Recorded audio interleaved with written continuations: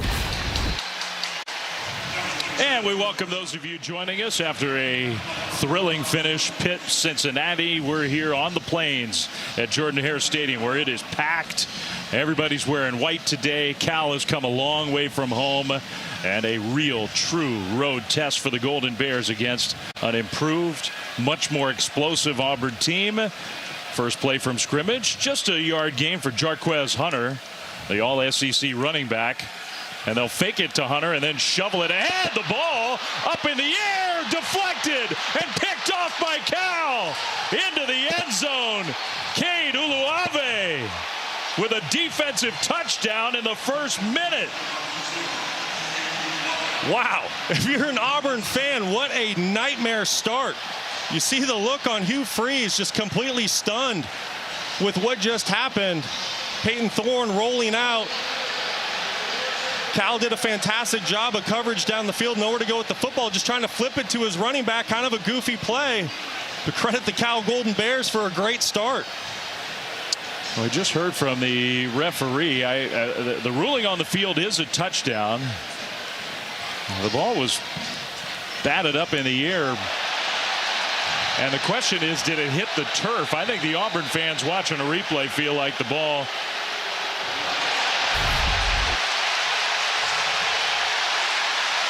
Let's see if we get a good look at it. I couldn't tell if it hit the turf or a foot. Really tough to tell with the camera angle, but from me and my first vantage point, I really think that goes off of Hunter's foot.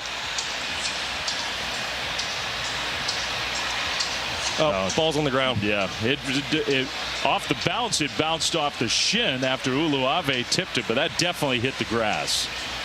What a huge break for Auburn. So this one's going to be overturned. Not only will it not be a touchdown, that's not going to be an interception. That'll just be an incomplete pass. Yeah, if you're Auburn, definitely not the start you want. You're going to get this call to go your way, but now you're looking at a 3rd and long. You got behind the sticks on 1st and 2nd down. Definitely a place you don't want to live versus this defense.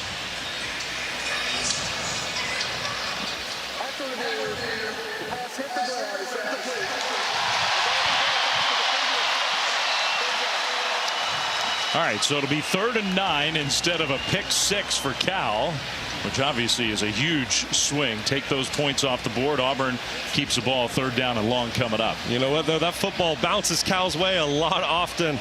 A team that was tied for 1st place in FBS last year in turnovers created. Well, Peyton Thorne, 2nd year as a starting quarterback here. A lot of success at Michigan State. His 2021 season was outstanding there. But there is a lot of pressure on Peyton Thorne to orchestrate a much more productive offense for the Tigers. 3rd down and long. Plenty of time in the pocket and a nice delivery, a completion and a 1st down. Great throw and catch. Peyton Thorne recognizing zone coverage by the Cal Bears, finding his big tight end Rivaldo Fairweather for a great 1st down pickup for the Tigers. He was Auburn's leading receiver last year. A handoff on 1st down, and that's Hunter for a short gain. And not only was he the leading receiver, set a school record for receptions for a tight end with 38. Back to the previous play, just a great job of finding the soft space in the zone. That's a big tight end working on a linebacker, and that's a matchup that I expect Auburn to take advantage of all day long. I mean, they have so many weapons now that they didn't have last year. I think really that is the task for Thorne. You're going to have guys open, just get them the ball. Make the simple plays. In the pocket, throws over the top, deep left sideline, and a perfect pass. Dropped right in there to the super freshman Cam Coleman for a big gain. That was a fantastic pass, but the thing I loved most about it by the 4th-year starter in Peyton Thorne is the timing of the throw. He lets that football go well before Cam Coleman comes open, working on Noel Williams, who's really usually a great defensive back for the Cal Bears, getting beat there going deep. That's 41 yards, and Cam Coleman, man, are they excited about this young man. He just turned 18. A true freshman who was one of the top players in the country in high school last year. And Auburn thinks he's their next superstar on offense. Empty backfield for Thorne on 1st down. Now going to scramble. Being pursued and just throws it away. Incomplete. Good job by the Cal defense there. Nothing open downfield for Peyton Thorne. Buchanan got the pass rush on. Going back to the explosive play with Cam Coleman at the bottom of your screen, just working a little stop and go double move, does a fantastic job of selling the stop route. A lot of times young wide receivers get impatient on double moves. Not for Cam Coleman. He's the total package, did a great job with his route, and an even better throw by Peyton Thorne. Just physically so gifted, but already a nuanced understanding of how to play the position. A little pitch play on second down and well defended. That was Jeremiah Cobb, and all he did was get back to the line of scrimmage. Miles Williams, the fifth-year senior at safety, coming up to make the tackle on the perimeter. That's a great open field tackle against a great athlete. This Cal defense, they're coached extremely well by defensive coordinator Peter Sermon. And in last year's game, it was really a defensive battle. I mean, these two teams played last year in Berkeley, and Cal shut Auburn's offense down. Auburn threw for fewer than 100 yards in that game. Already off to a better start, but facing 3rd and 10. From the shotgun, Thorne. Little shoulder fake. Thorne is going to throw. Caught. Touchdown. Keandre Lambert-Smith got the toes down, and the signal on the field is touchdown. Now the hat came off. Yeah.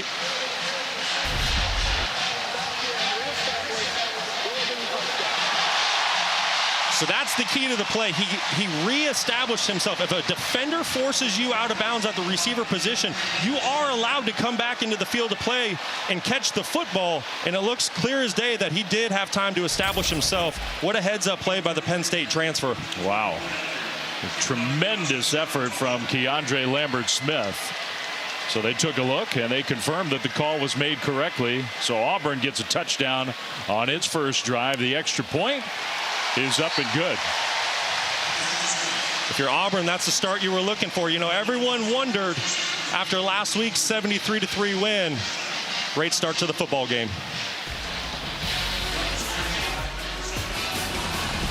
ESPN College Football is presented by Sling. Choose and customize your channel lineup. Sling. Let's do that.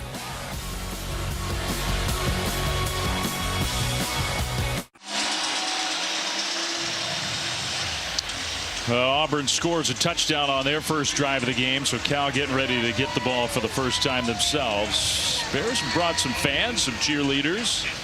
Noel Williams deep to receive this kick. He returned one for a touchdown in week 1.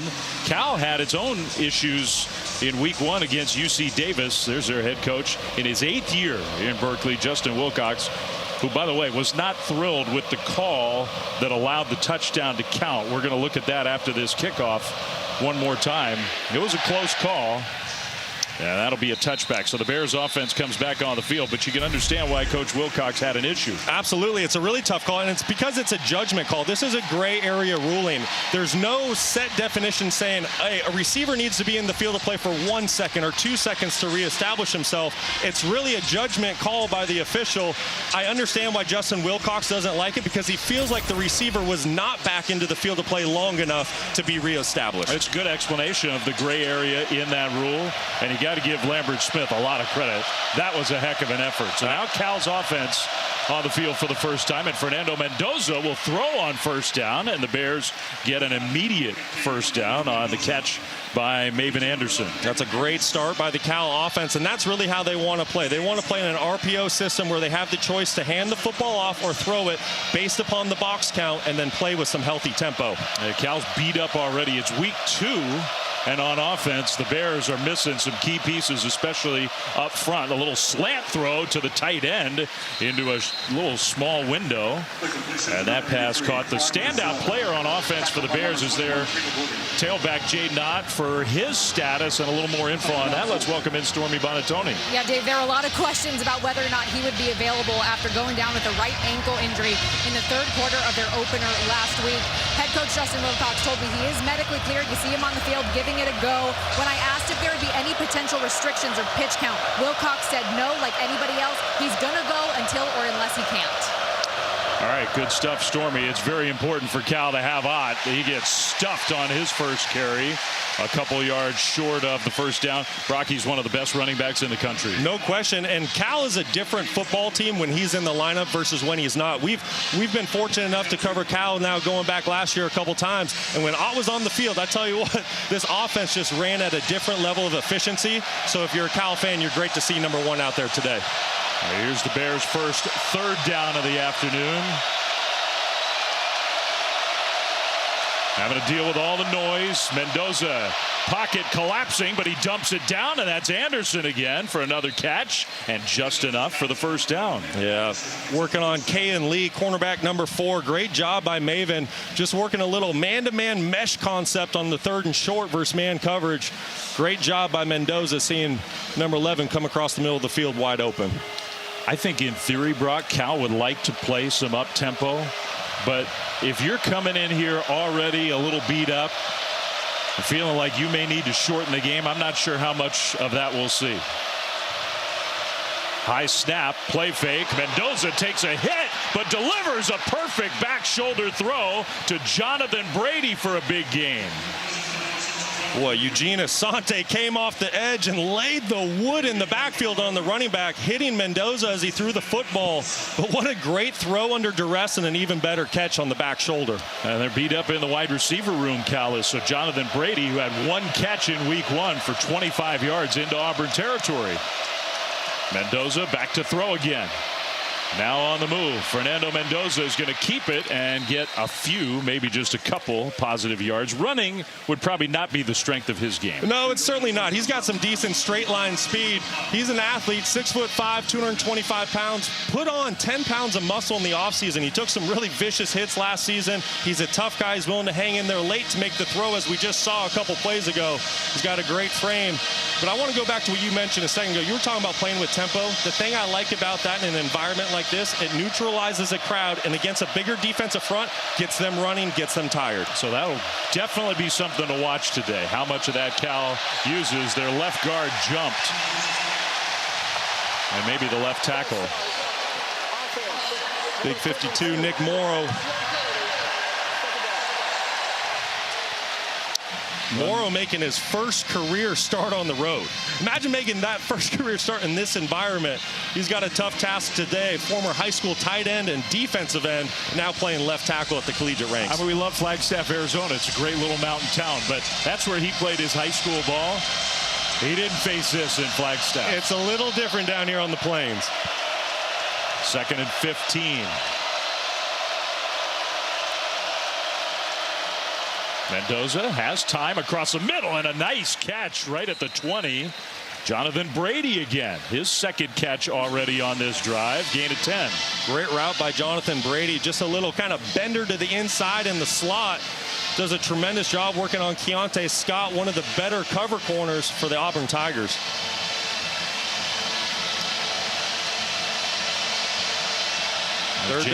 Third down, I'd expect Auburn to bring some pressure here to force Mendoza into making a quick decision with the football. Javian Thomas in a young, very fast tailback alongside Mendoza on 3rd down. And they're going to fake it to him and go over the top. It is caught! Touchdown! Isaiah Hunter, the freshman wide receiver. And what an answer from Cal. They go right down the field and score a touchdown of their own. What an impressive answer by the Cal offense in a hostile environment, taking the opening possession for your offense right down the field, matching touchdown for touchdown. And what a great play by Isaiah Hunter. Just matched up one-on-one on the outside. Auburn decided to bring in all-out pressure, which presented the man-to-man matchup. Hunter doing a tremendous job going up there and scoring the touchdown. A great drive for the young quarterback, Mendoza. 8 plays, 75 yards. Kick is up, and kick is good. And Cal on the road has tied this game. And for Auburn, no offense to Alabama A&M, but it's a different week here in week 2. Cal's got some playmakers. And that was a great throw and catch for the Bears to tie the game.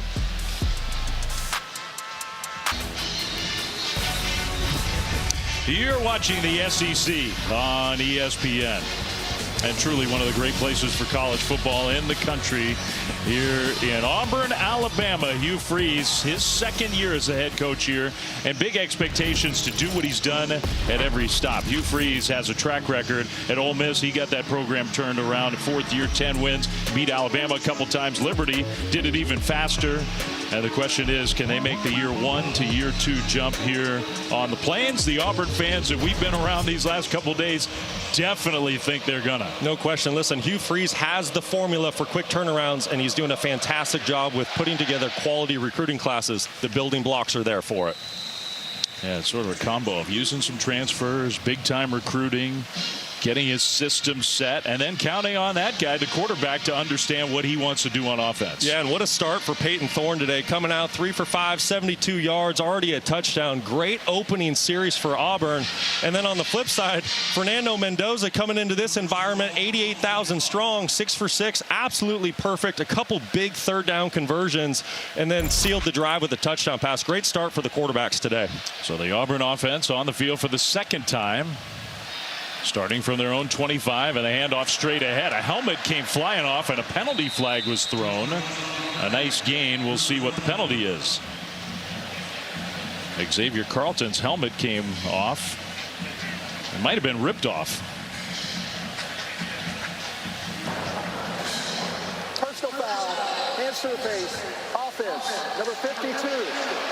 15-yard penalty, first down, and number 44 can remain in the game since the foul caused the helmet to come off. That's a good explanation. We saw Carlton leave the field, but if Cal wants him to, he can come back in for this play. Yeah, that's left guard Dylan Wade with the foul.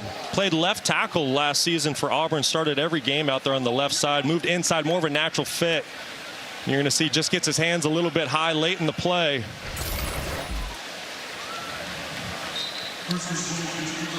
So a 15-yard penalty backs Auburn up inside their own 15.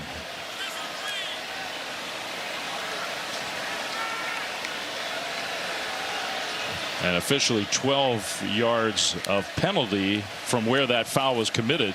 Thorne throws on the run. Nice running catch. And a big chunk of that Auburn gets back on first down. That's Brandon Frazier, one of the tight ends. Boy, this tight end room for the Auburn Tigers, it's impressive. Brandon Frazier, 6'7", 262 pounds. He's one of those guys that, you know, that last play he's wide open, but even if he has great coverage on him, he's wide open because of his frame. Great player for the Auburn Tigers. That's already 4 pass plays for Auburn in this game of 15 yards or more. Thorne play fake and delivers a strike.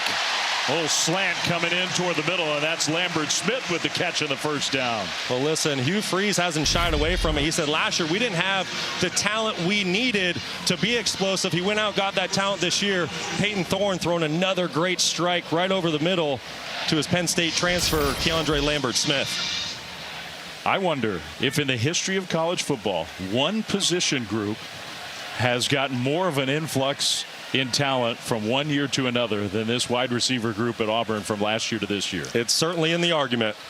Thorne pressured. Thorne escapes and now throws it away. So Cal brought some pressure and forced the incompletion. I mean, it's a good combo of both. Exactly what you're talking about, Brock. It's the newcomers, the Freeze 4, the 4 true freshmen from in-state, all highly recruited, and then those transfers. Yeah, very highly touted true freshman class. But then you also have the veterans in Lambert Smith and Jackson, who played quarterback at Cal last season and came in. He's transferred into the slot position, kind of a natural fit. But once again, just so much talent at the wide receiver position. Peyton Thorne's going to have a lot of fun with these guys this year. And the guy Cam Coleman, who had the big catch on the first drive, wide left. Thorne looking right here, though, and dumps it short. What a hit. The catch and the completion. But Craig Woodson, the safety, was right there. It'll be third down. Let's go down to Stormy. Well, and Hugh Freeze had a ton of compliments when it came to this wide receiver class. He went as far as to say it reminded him of another batch of very talented wideouts he recruited in 2015-16 at Ole Miss. A.J. Brown, D.K. Metcalf, Van Jefferson, may have heard of him. He also said he had the ability to redshirt them. They could be patient. These guys you can't be. Flag thrown, pass incomplete, intended for Coleman. Auburn wanted a flag on the back end of that play. It never came, but I think Cal was offsides. I think you're right, Flem. Offside. Defense number 88. 5-yard penalty. Third down. That's TJ Bowlers jumping offside, the Wisconsin transfer, but great job by the quarterback, Peyton Thorne, using his hard count on third down to pick up a free 5 yards. Yeah, he saw the hard count. He got the jump, and he knew he had a free play. So now it's 3rd and 3. It is pretty high praise from Hugh Freeze if you're talking about A.J. Brown and DK Metcalf, and that's what these freshman wide receivers could be. And Van Jefferson, I mean, you're talking about 3 big-time players at the NFL level. It's going to be exciting to watch these freshmen develop. 3rd and 2. Thorne rolling left, throws middle, and it's knocked away. It hit the hands of Fairweather. He didn't catch it cleanly at first. He had a drop in last week's game, and now it's 4th down. And I put that incompletion on Peyton Thorne. That's a throw that the 4th-year starter needs to make. Fairweather's open to pick up a fresh set of downs, but the football's behind him, which is what allows cornerback Marcus Harris to come in with the pass breakup. So despite that, Auburn is going to go for it on 4th down from just across midfield.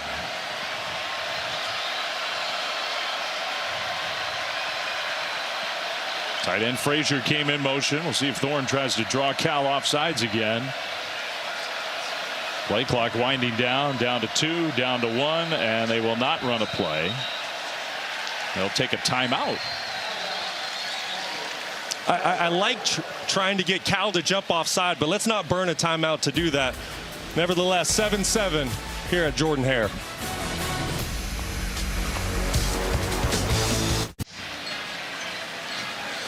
All right, let's take a look at this week's college football rankings brought to you by Verbo. Georgia, Ohio State. What a performance by Texas today at the Big House. I was going to say, that was super impressive by the Longhorns, going on the road, playing in a hostile environment, and really winning convincingly. Penn State got tested at home by Bowling Green, came out ahead in that one. So an interesting day of college football. Well, you burn the timeout if you're still going to go for it, and it looks like that's what Hugh Freeze wants to do. Unless Peyton Thorne could punt the ball.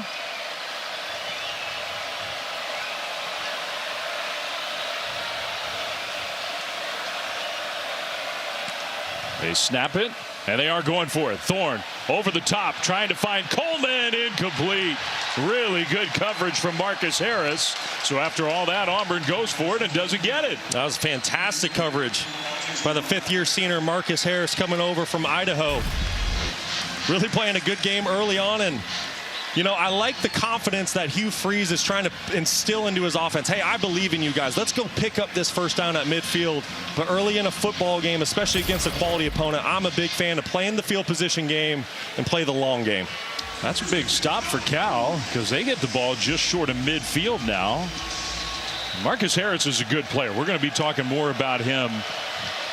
Idaho all of a sudden has a program and they're sending talent all around the country. Bad snap. They wheel it around back left, and a nice move to get to the sideline. Mikey Matthews did a lot to get some positive yardage there on 1st down. All right, a little creativity from new offensive coordinator Mike Blesh. Mendoza rolling to the right, doing the old throwback screen. You see the offensive line set up on the sideline, and Mikey Matthews did a tremendous job of getting some positive yards. He did. That's a good play on 1st down. 2nd down and maybe 4 into Auburn territory. Hot. Got absolutely swarmed. Man, as soon as he had the ball, there were 2 or 3 Auburn defenders on him. Well, from the 2nd level, linebacker Eugene Asante just fires like a missile. As soon as he sees that it's a run play, comes downhill, blows up the play. And Cal, their offensive line, you know, they're thin right now. They're missing their starting center, starting right guard. You got a redshirt freshman making his first road start at left tackle. They're thin, and they're going to have a big challenge against that Auburn front. No success running the ball so far.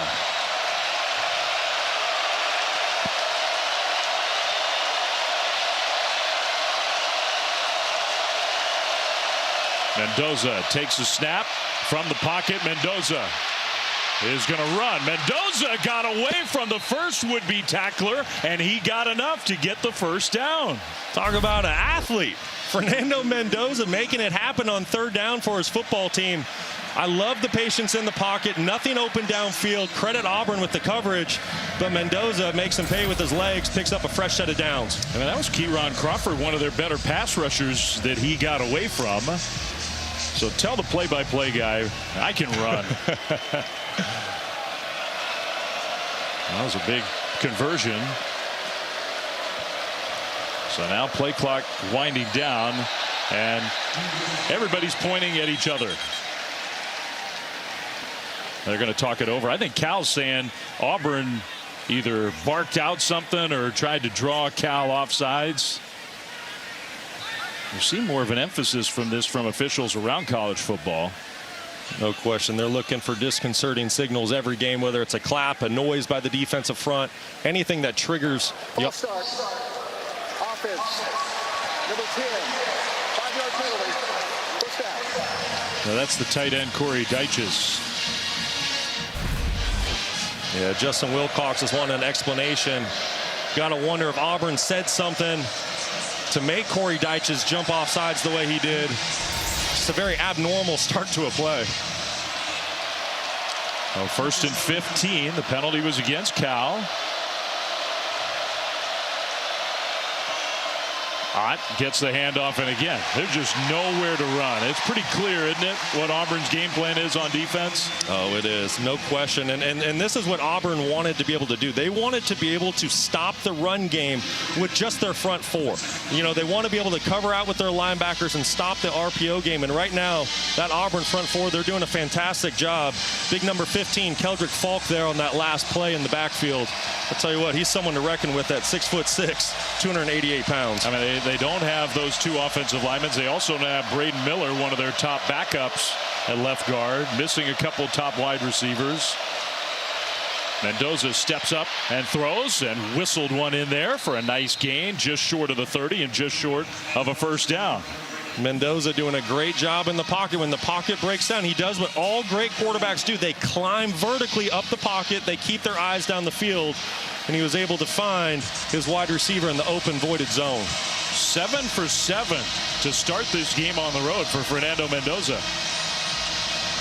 We asked the coaching staff, we said, is Fernando ready to play in this environment?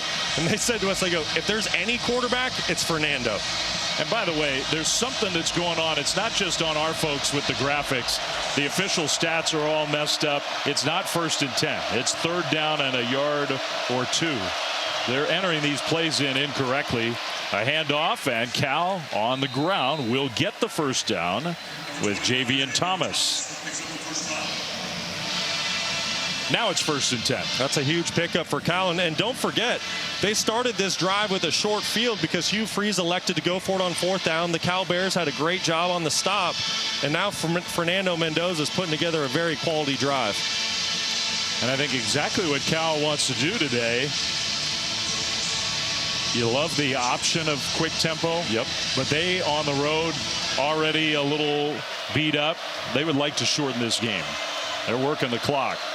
Thomas gets another carry and got to the left side. And Javian Thomas, the sophomore from McClymonds High School in Oakland, a local kid with a nice game. Yeah, he's a really talented player. He's got electric speed, tough guy. He's willing to protect in the pass game. Somebody, when Jaden Ott goes off the field, he's able to step in and really not lose anything at that running back position for the Cal Bears. Well, Cal could let the quarter end here. We'll see if they do that. Ott's on the sideline. He has not been productive yet. It's been Thomas. They do snap the ball. Play fake it. Mendoza trying to get away. Heaves it toward the end zone and threw it away. And that will be the final play of the first quarter, which you have to give Cal credit. They're hanging in there. Absolutely. Great presence by the Cal Bears early on. 7-7.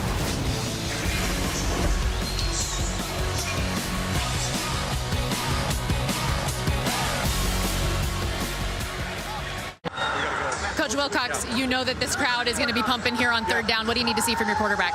Oh, I think the quarterback's doing a good job. We got to do better offensively in the run game. Get us in some more manageable 2nd and 3rd downs, and then defensively we got to be better in one-on-one coverage. Thanks, Coach.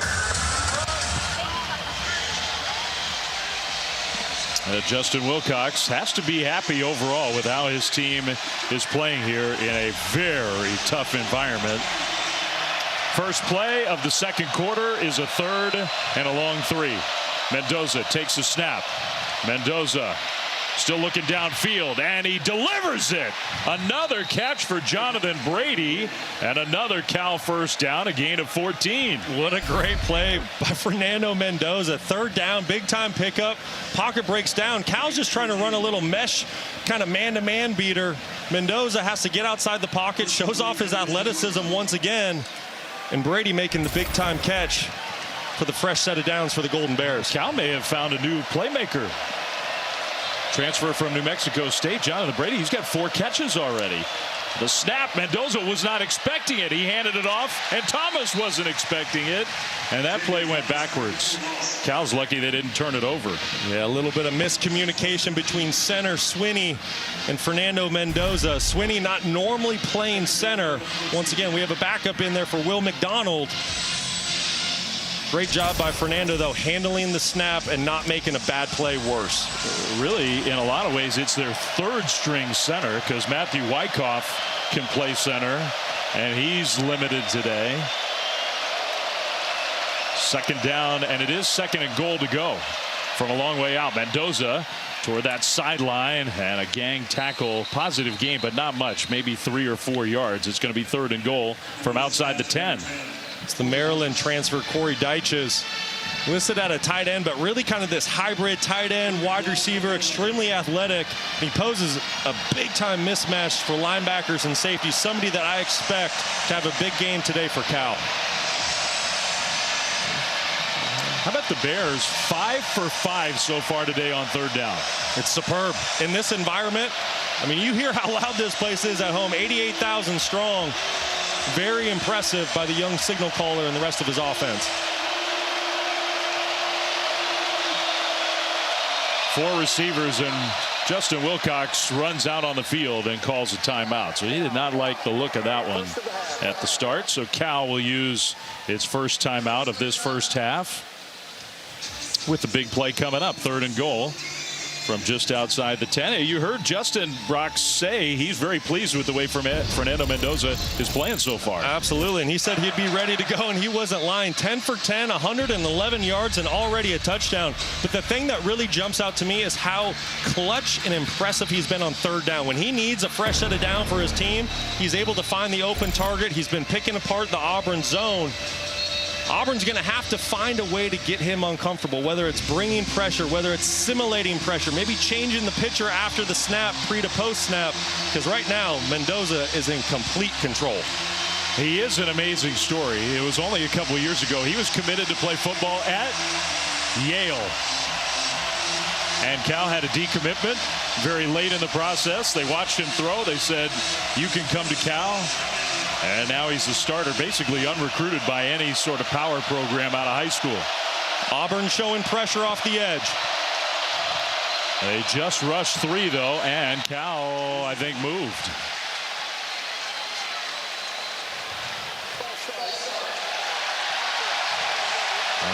Number 11, Maven Anderson, the wide receiver, the guy who left early. This is a really tough spot if you're Cal. It's 3rd and goal to go, but you're outside the 15-yard line. Not a lot of plays in your playbook for this situation. If you're Fernando Mendoza, you need to be very smart with the football, because you know you have 3 points in your back pocket right now. Yeah, this will be interesting. How aggressive do they get?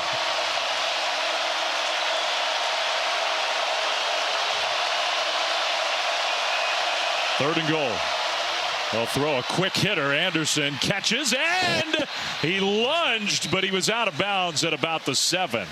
I don't fault him at all for using that second effort, thinking he might have stayed in bounds, but he was not close. Oh, that was a great effort by Maven Anderson, and I love the decision by Fernando Mendoza. Take a quick completion, see if you can get some positive yards, and allow your field goal team to go out there and get some points. That was a good call. That foot stepped out. So now Ryan Coe, the place kicker. Ball be spotted right around the 15, so a 25-yarder here. Good snap and hold, and the kick hits one of those uprights and ricochets away from 25 yards out. After all that, Cal comes away without a point. Well, if you're Hugh Freeze in Auburn, you feel fantastic. After your second offensive series ended on downs, you went for it on fourth down, you didn't pick it up at midfield. To come away and not give up any points, you feel great for the Auburn Tigers.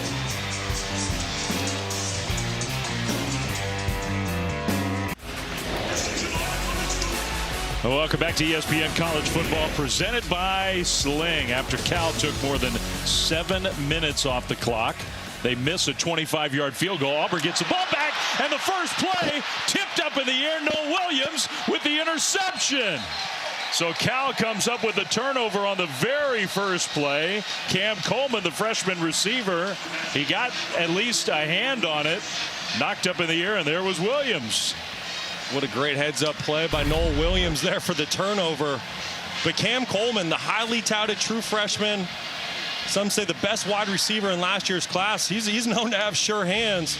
He obviously has huge expectations coming into this season, but that's a grab he needs to make. Peyton Thorne read the defense perfect, put the football out in stride, but Noel Williams there for the sudden change.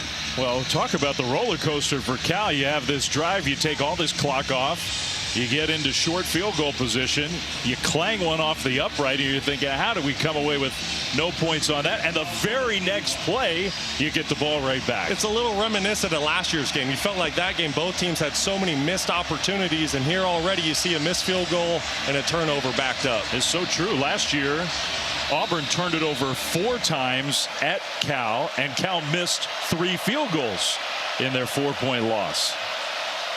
Nobody on either side wanted to repeat that history. Straight ahead run on first down for Jaden Ott, and he gets a couple. The run game has not been there early for the Cal Bears. Give a lot of credit to that front 3 for Auburn, but this is something that Justin Wilcox and Mike Blesh, they're going to want to stick with. You're going to need this run game, especially in this environment as the game goes along. So 2nd and 8 for Cal. Receiver came in motion. Not a great snap again. Ott this time a little more room, and you can see some of the skill set, even if he's not 100%, that makes him such a good back. He got 5. I love the patience that Jaden Ott plays the running back position with. You saw in the last play, he played a little bit of peekaboo with the linebackers. Got him to go to the right, cut out the hole on the left. Just his patience is so special. After the missed field goal, we saw Ryan Longwell had a long, great NFL career. Cal alum, who's part of the Cal coaching staff, talking with Ryan Coe, the place kicker, who might be called upon any minute now to try another one. I'm sure he was telling him, hey, we're going to need you as this game goes along. Have a short memory and turn the page. The 2 of them are there standing next to one another. 3rd down and 2. Mendoza throws, and it's caught. Touchdown! Hunter, his 2nd of the game already. And somehow he came wide open at the goal line. Scramble drill. It's one of those deals. You'll always hear a defensive coordinator say, hey, you got to plaster. When the quarterback gets outside the pocket, plaster and cover the wide receivers. But Isaiah Hunter did a tremendous job of keeping the play alive as this quarterback got outside the pocket. Caleb Wooden in coverage. No match for Hunter. Isaiah Hunter, the redshirt freshman from Salinas, who they told us that this guy's got a chance to be a really good player. He's got 2 touchdowns in the first half at Auburn. The extra point from Ryan Coe is up and good. What a strange sequence, and Cal ends up in the end zone. Well, great job with a sudden change in complimentary football for the Cal Bears. Get the turnover and punch in a touchdown.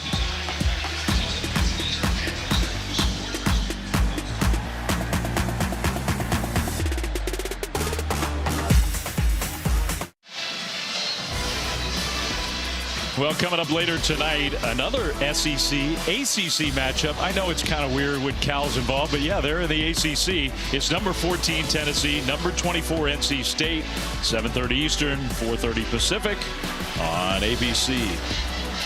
The SEC fans are a little stunned here at Jordan-Hare.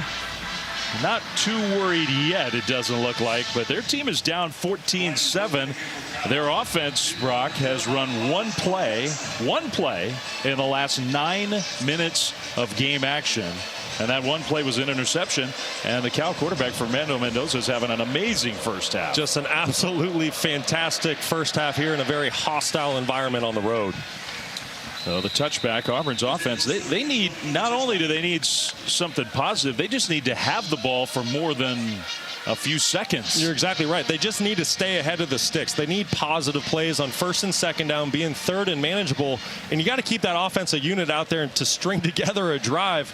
Right now, Auburn's defense, they can't get off the field on third down, and credit Cal's offense for that. But you're right, it's been this keep away game with the football. Auburn needs to stay out there on the field with their offense for a while. One play in the last 9 minutes of game time from scrimmage for the Auburn offense.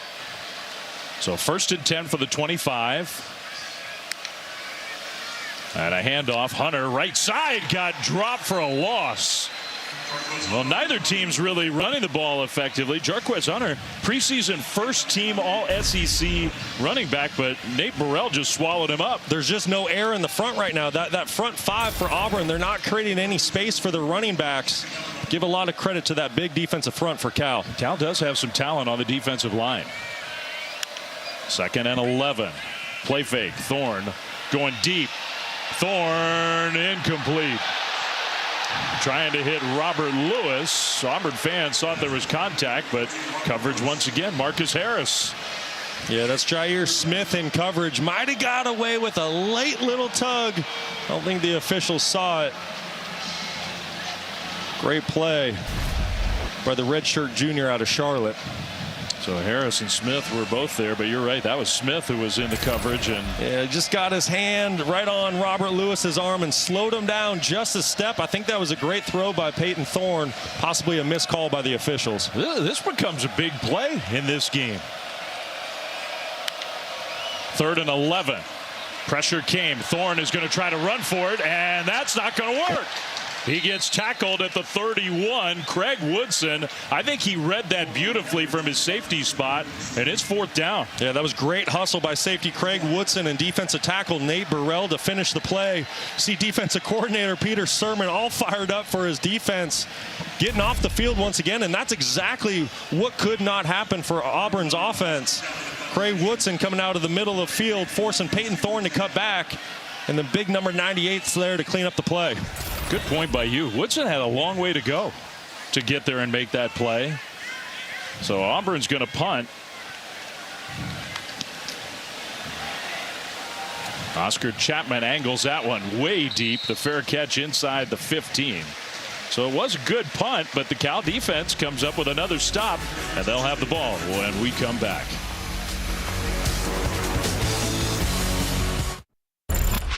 For now, for this moment. This is where your feet are.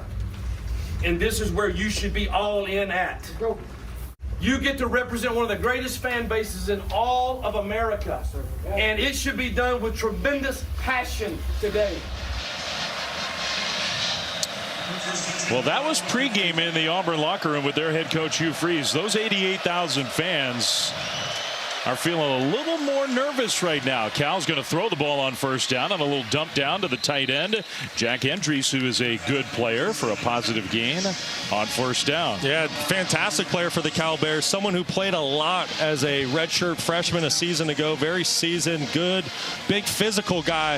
You see how Cal's going to use him today. He's a dynamic weapon when you can get outside the pocket on bootlegs and rollouts. And Cal now is just dominating the time of possession in this first half. It'll be 2nd and 2. Their 3 drives, touchdown, then the long drive that took a lot of clock where they missed the field goal, and then a touchdown. Handoff, that's Ott for a 1st down right side run. Well, and to your point, if you're Cal, you couldn't have drawn up a better start to this football game. You know, this is a dream start, traveling across the country, playing in a hostile environment against a very quality opponent.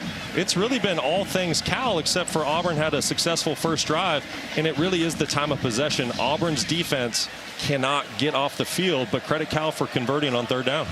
Finding a way to move the ball without a whole lot from their superstar running back, Jaden Ott, although that was a nice run. First and 10. Mendoza throws, and that one completed right near the 35-yard line. There was a penalty flag. The receiver in motion. It was very strange. That was a running back, Kadarius Callaway. I don't think he did that legally. It distracted me as the play was starting because I'm watching Callaway turn upfield.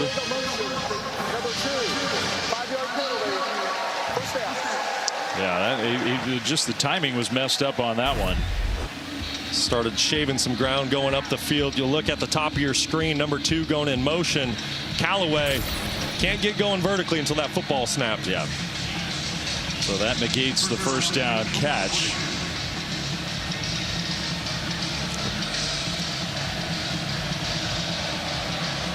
It'll be first and 15. With that clock moving, under 8 minutes to go, first half.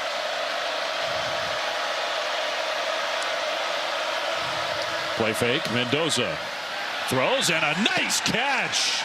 Wow, what an effort from Mason Starling. What a great throw and catch just on the RPO. Mendoza had the option to hand the football off if he felt like that was a better fit, but he's taking advantage of the one-on-one matchup outside. Great throw and catch by the Cal Bears. The only incompletion for Mendoza was a throwaway. Otherwise, he's been perfect. Another false start from Cal. I mean, the one thing Cal can't do is get the ball snapped properly.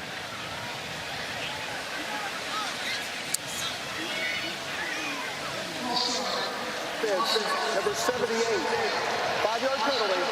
First down. And that was on the center. That's the 5th pre-snap penalty of the first half. Yeah, and some of that's to be expected in this environment, but Swinney, normally a backup guard, thrust into the starting position. We're really basically, Cal is looking at playing their 3rd string center, essentially. Fernando Mendoza, Swinney, they have to find a way to get on the same page with the cadence. So another first and 15.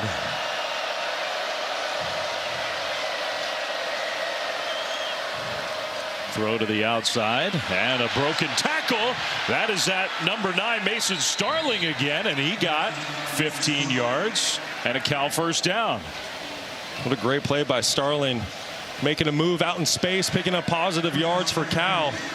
Tell you what, Auburn is gonna have to find a way to get Mendoza off of his spot, get him uncomfortable, because right now the redshirt sophomore quarterback is a cool customer in that pocket, and he's making great decisions with the football.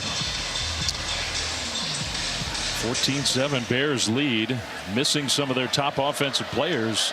They are moving the ball, and on the outside the Cal receivers are just beating Auburn's DBs. Handoff, and that was Callaway with no room to run. Got dropped for a loss of a yard. And that's what Auburn expects out of that defensive front. McLeod, Falk, Rakes, Bleedy. They got some big bodies and some very talented guys up front. They expect to force some negative runs. Haven't really done that today. It was a great play there, though, on first down. Javian Thomas comes back in the game at tailback alongside Mendoza, 2nd and 11, just across midfield. And that clock continues to roll. Play fake. Mendoza flushed, and Mendoza will throw for a completion along the sideline. How many times has he done that in this first half? Tell you what, he's seeing the field really, really well. You can tell he's comfortable out there. The moment is not too big for him. And Starling with his 3rd reception on this series alone. You got Brady, you got Starling, you got Hunter. Some of the young, inexperienced wideouts for Cal are playing really well. Yeah, and they're definitely in sync when it comes to the scramble drill. Mendoza doing a great job of finding open targets outside the pocket today. So now it's 3rd and 3. Andrees, the tight end, in motion. Mendoza throws across the middle, knocked away, incomplete. And a good play on the ball. Jaron Thompson, the safety, knocked it down. Tremendous play by Jaron Thompson. Auburn was playing man-to-man coverage. Thompson doing a great job of driving down on the slant for the pass breakup. And this is interesting because Cal hinted to us that they might play a lot of field position today, but they're going for it. Yeah, I understand why. Up to this point in the game, you really feel like you've controlled the momentum of the football game. But I will say this, you do have a lot of things going for you. Auburn has not moved the football. If I'm the head coach for Cal, I'm punching the football deep and pinning Auburn back. Play clock is about to wind down, and Cal's going to take a timeout.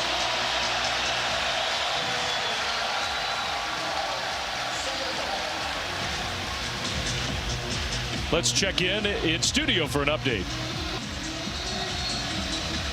Wow. Thank you, Kevin. Well, that would be a shocker. I mean, for SEC fans, this would be a huge shocker here.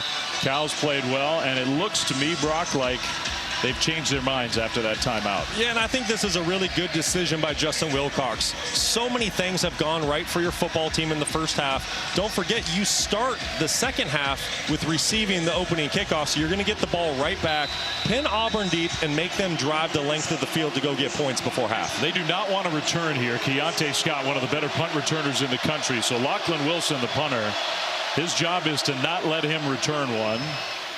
End over end. And the ball's going to bounce inside the 10 into the end zone. Not a bad punt, but Cal couldn't get down there and down it, so Auburn will have it at the 20. SEC football lineup rolls on over on the SEC Network at 4:15 Eastern. Number 6 Ole Miss, they are underway, hosting Middle Tennessee. And number 15 Oklahoma hosting Houston exclusively on ESPN Plus and SEC Network Plus tonight. You got Missouri, who's in the top 10 now. Missouri is against Buffalo. Florida Samford, number 18 LSU hosting Nichols. Every game also available on the ESPN app. You can watch anywhere. Hugh Freeze's offense comes back on the field. Yeah, you want to get into rhythm right here. Last week you hang 73 points on Alabama A&M. Everything basically went right. But you're kind of getting your first taste of adversity. It's time for Auburn to find a way to string together a drive. This is not Alabama A&M today. Cal's come to play. Thorne was going to hand it off, decided to keep it because Cal defended it so well. And he gets across the 25 out to the 26. I think that's a great decision by Peyton Thorne. Ryan McCullough, number 43 for Cal, was in the backfield to make the play on the running back. Great recognition by Thorne to pull it and pick up some positive yards. That might count as Auburn's best running play of the game so far. 2nd and 4. Thorne across the middle, incomplete. He had his man. Lambert Smith was there. It'll be 3rd down. Yeah, that's a throw you're going to want to see Peyton Thorne make, especially in his 4th season of being a starting quarterback. Keandre Lambert Smith is wide open on the glance route, which is just basically a deeper slant. That's a throw. If you get it to Lambert Smith in stride, he has a chance to take it the distance. Peyton Thorne is 6 for 14. Fernando Mendoza on the other side is 16 for 17. So it's 3rd and 4 for Auburn. Thorne going to roll right and try to keep it. And Thorne, I think he did just get enough. We'll see. I don't know. Actually, they spotted it short of the 30. We know he had to get to the 30. And Hugh Freeze was not happy with that spot. That is not a first down.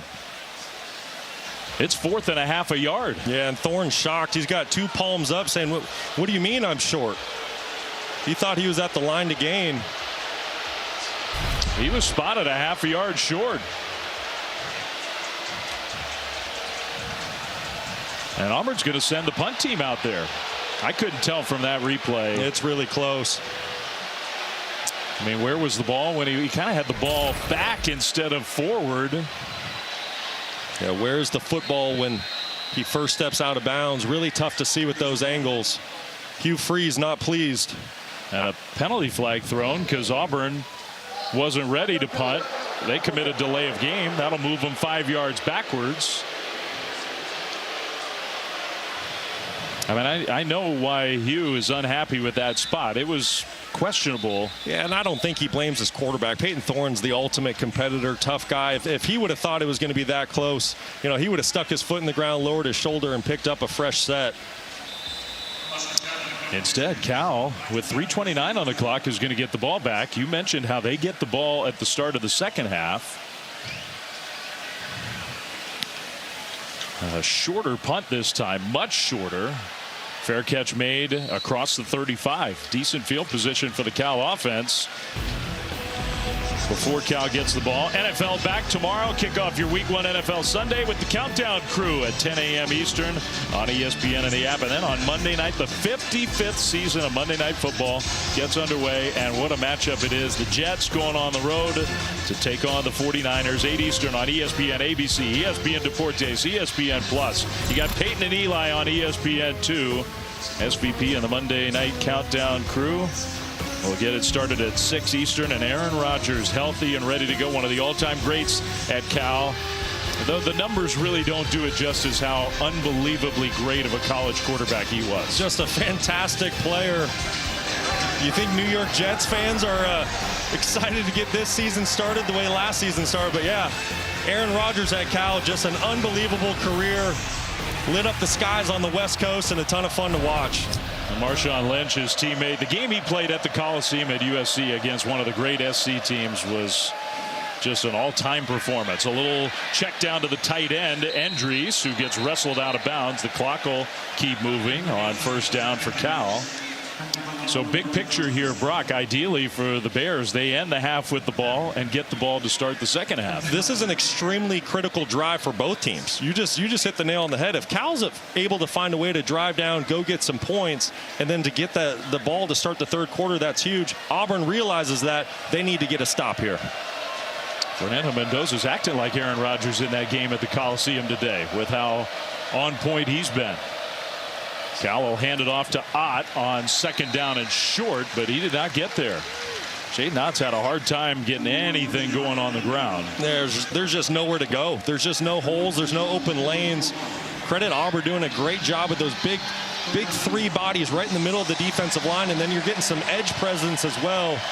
Linebackers are doing a great job of filling in. Just nowhere to go in the run game. So it's 3rd and 2. Auburn not using a timeout. They have 2 left. So Cal's going to let the clock wind down as far as possible, and I think they're going to use a timeout themselves.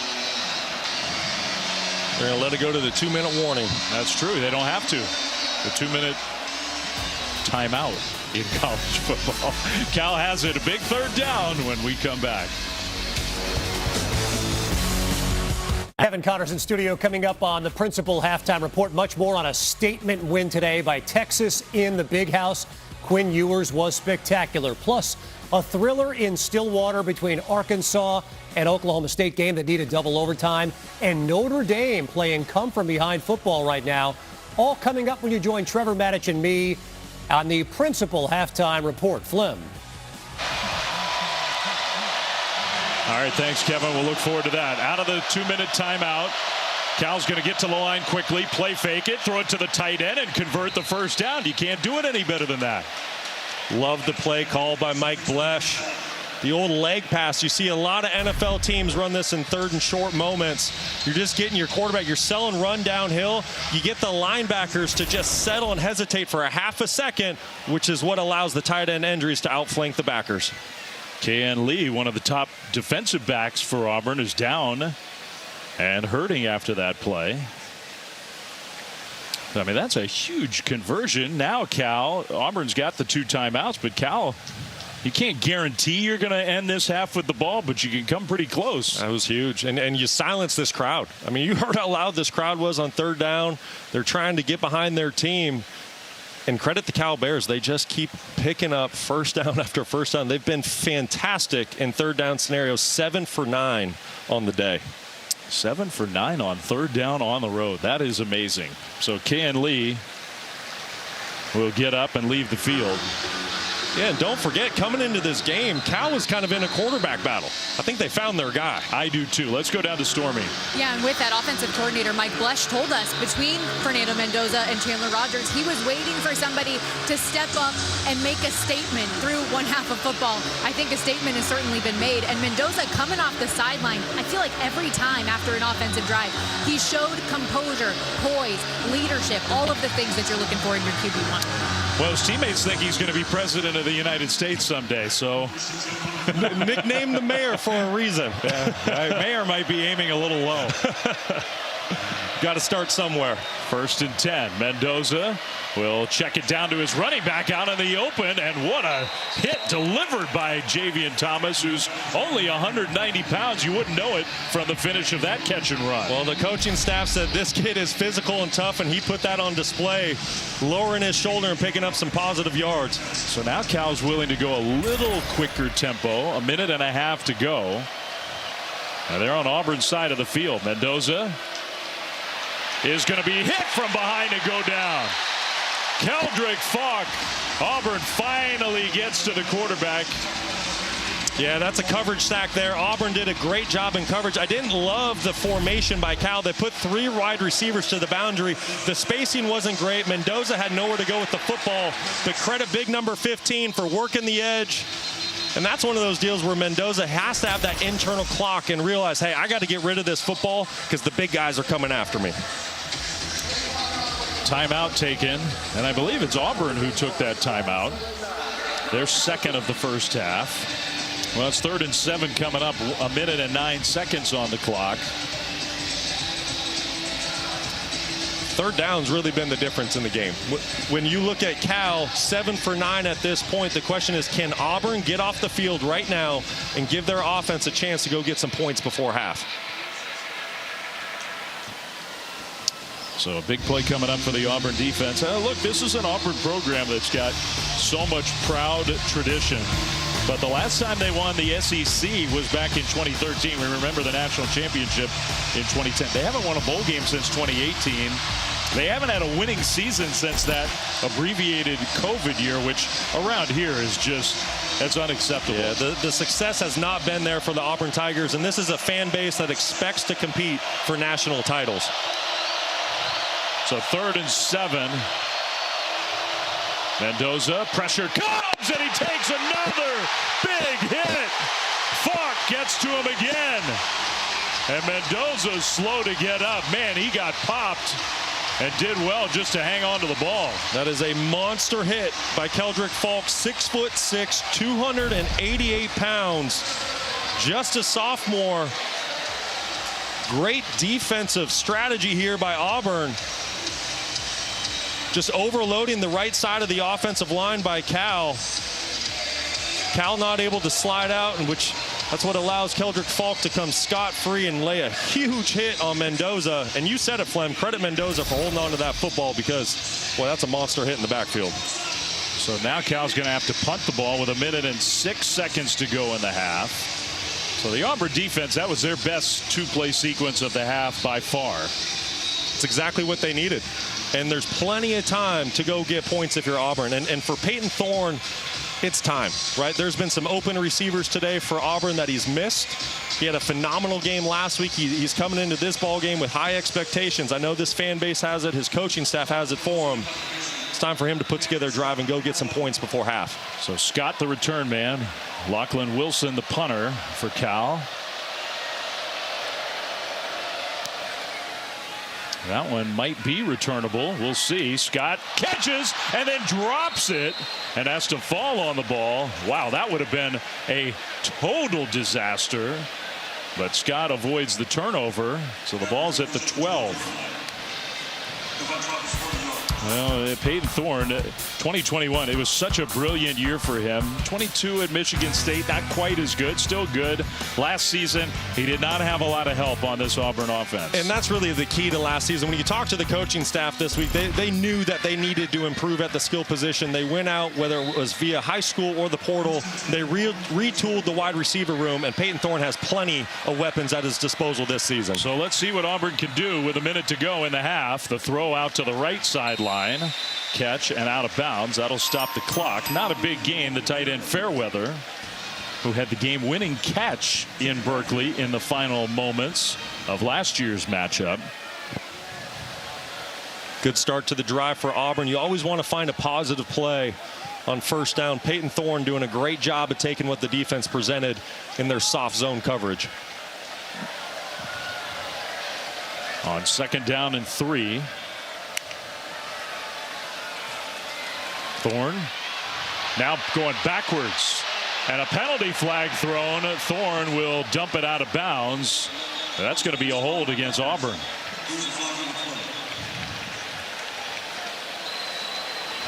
Couldn't find anywhere to go with the ball. Yeah, nowhere to go with the football. Great coverage by Cal, trying to escape the pocket. Makes it really hard on your offensive line and running back who are pass protecting. They don't know where the quarterback is, and when you scramble outside that pocket sometimes.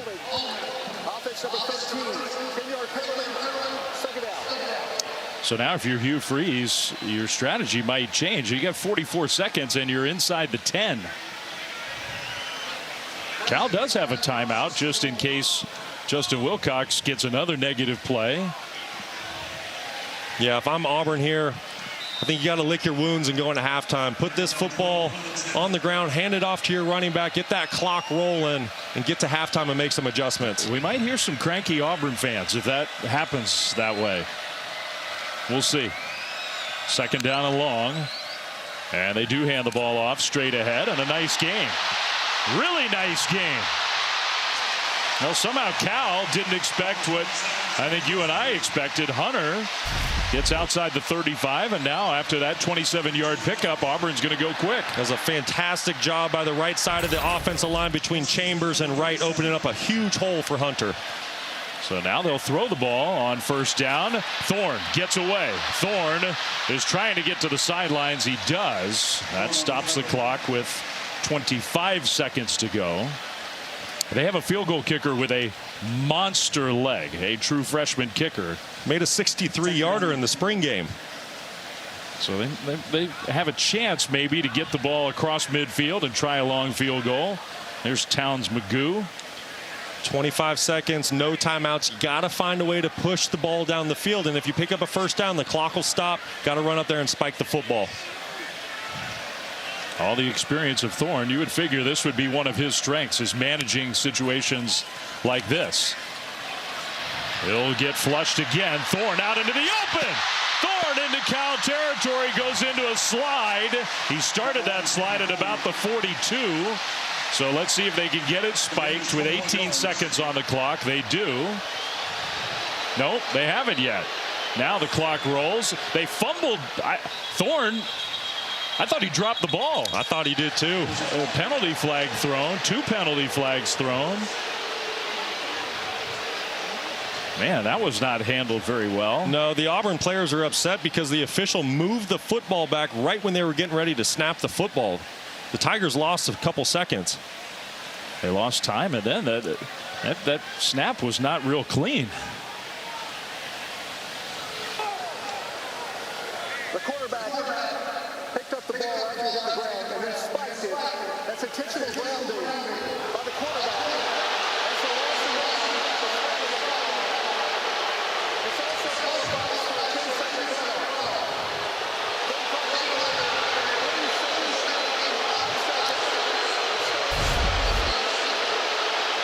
Wow. That was a fantastic explanation by the official. Thorne bobbles the snap. You're not able to pick up the football off the ground and then spike it down. That's an issue. Fumbled snap there. But if you're an Auburn Tigers fan, you still have time to spike the football and either throw a Hail Mary or try a long field goal. You just got to be ready to snap the ball on the whistle. Looks like they're going to try to throw one down the field. Now Cal calls timeout after the clock was rolling there. So Cal calls timeout. Hugh Freeze is unhappy with the officials. I don't know what he could be unhappy with. That's intentional grounding. As a quarterback center, you have to have a clean exchange in order to be able to spike that football. And then you see what Cal did by taking that timeout. They want to get organized on their end. They want to talk to their secondary so they don't give up any cheap points before the half. Yeah. So they'll put the time back on the clock. And Hugh Freeze is giving an earful to Riley Johnson, the referee. And now Towns Magoo is coming out to attempt what would be a 61-yard field goal. He's got the leg. The kid from Auburn High School just down the street. From 61 yards. In a stadium where long field goals that come up short have been memorable in the past. Cal's got a deep man back there. This one's not even close. And Auburn's thinking, no, come on, not here.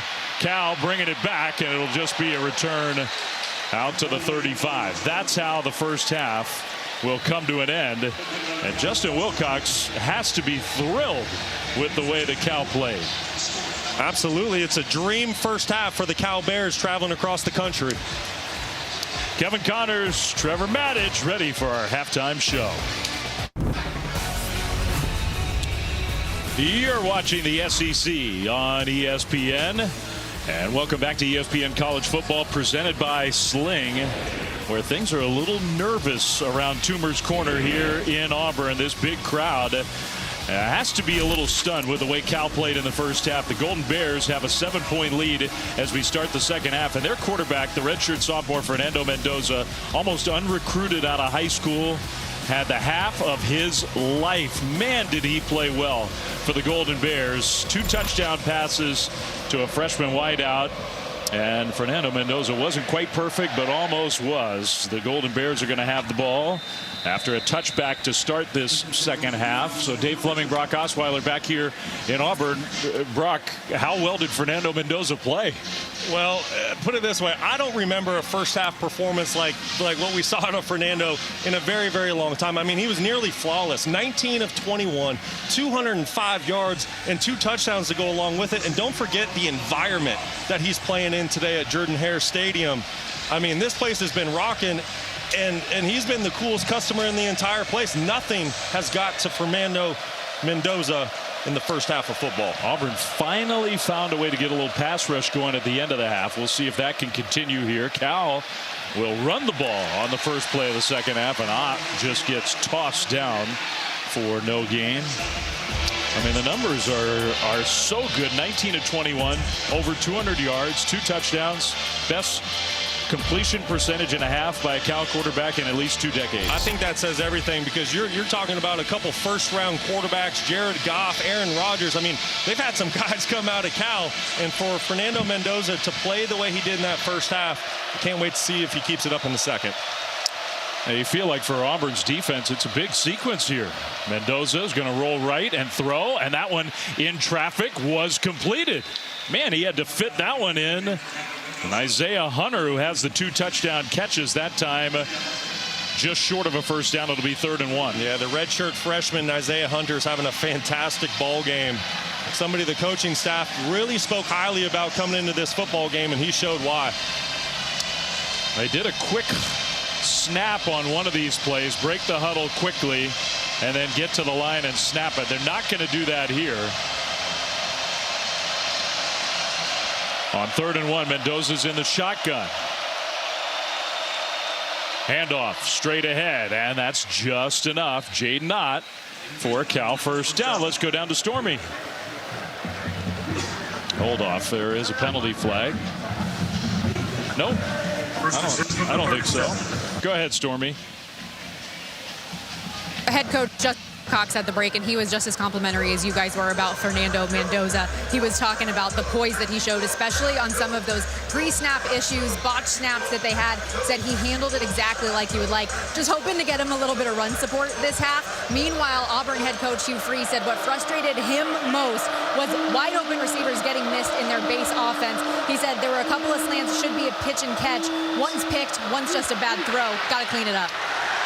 Pressure on Mendoza there. And a throwaway, so a rare incompletion. It'll be 2nd and 10, and we'll just file that comment from Hugh Freeze away for when Auburn gets the ball. I mean, I expect we'll see Peyton Thorne still back there, but that leash might be getting shorter and shorter. No question, and rightfully so. It's because of all the skill position weapons that Peyton Thorne has at his disposal. Hugh Freeze expects his quarterback to be very efficient this season. So 2nd and 10 for Cal. First drive of the second half. Golden Bears leading by a touchdown. Pressure comes. Mendoza over the top, and that one is hauled in, but out of bounds. Tron Grizel made the catch, but out of bounds. Yeah, good call by the officials. Clearly his right foot was out of bounds.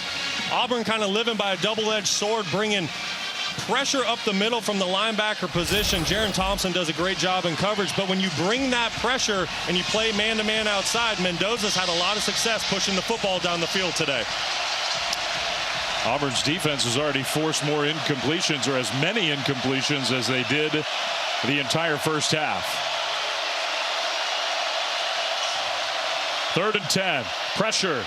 Got rid of it. The completion, the cut upfield, but tackled short of a first down. Mikey Matthews, and a good play by Jaron Thompson. It'll be 4th down for Cal. Jaron Thompson making back-to-back plays for the Auburn Tigers defense, allowing them to get off the field. He's the captain and one of the leaders of the defense. He's one of those guys that, you know, I guarantee he's in at halftime and he knows, hey, I got to make a play to start this second half and get the ball back to my offense, and he did a fantastic job. Well, that's about as good of a sequence as Auburn's defense has had. That's a good sign for the second half for the Tigers. 4th down. Lachlan Wilson, the punter. He'll try to angle that one. He didn't really. He angled it the opposite way. And it's going to stop inside the 5. And it will be downed inside the 5. Wow, great special teams execution by Cal. Not good field position for the Auburn offense when we come back.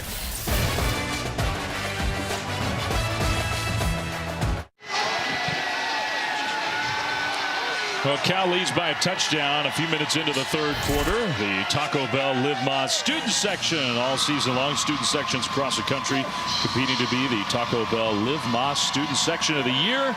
Download the Taco Bell app to learn more. It can get a little weird here at Auburn. Tigers starting their first drive of the second half at the 2. So Peyton Thorne and the offense back on the field. And they will hand the ball off straight ahead, and a nice gain on first down. Jarquez Hunter, who had one big run late in the half, otherwise was really quiet. Yeah, and that was a great job by his right guard. Big number 77, Jeremiah Wright, opening up a huge hole for Hunter to be able to run through and really get Auburn's backs off of the goal line. A little breathing room at least. Gain of 6 on first down. Auburn scored on their first possession of the game.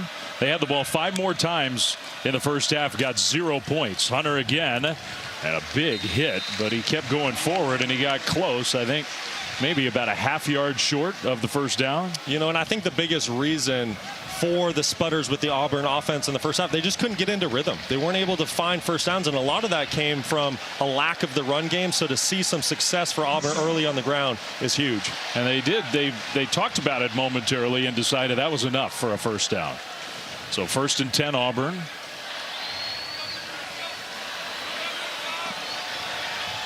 Still deep in their own territory.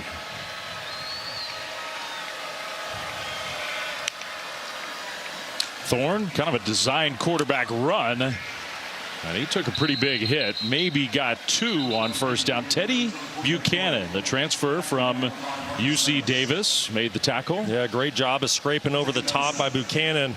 Coming in, laying the wood on quarterback Peyton Thorne. Thorne did a great job, I thought, at the end of the first half, using his legs to get positive yards. A lot of times, listen, the game's not going to go as planned. It's not always going to be pretty. Peyton Thorne taking command late in that game, using his legs. Would like to see more of that in the second half. So they gave him 3. 7 of 15 for 113 yards. He's run for 39.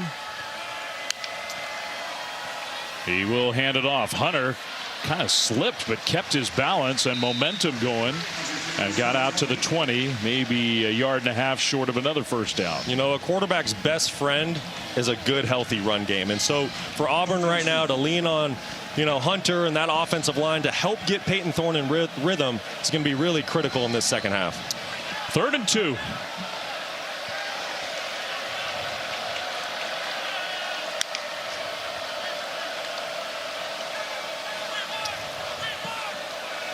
Auburn making an adjustment to the call, maybe.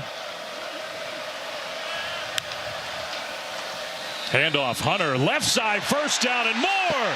Jarquez Hunter outside the 35, gets down to the 38. He got 18.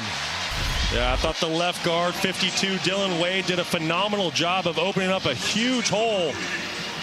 You see 75 Connor Liu helping him out from the center position. Jeremiah Hunter doing the rest. Excuse me, Jarquez Hunter. Yeah, and it's obvious that Auburn has decided they need to run the ball more.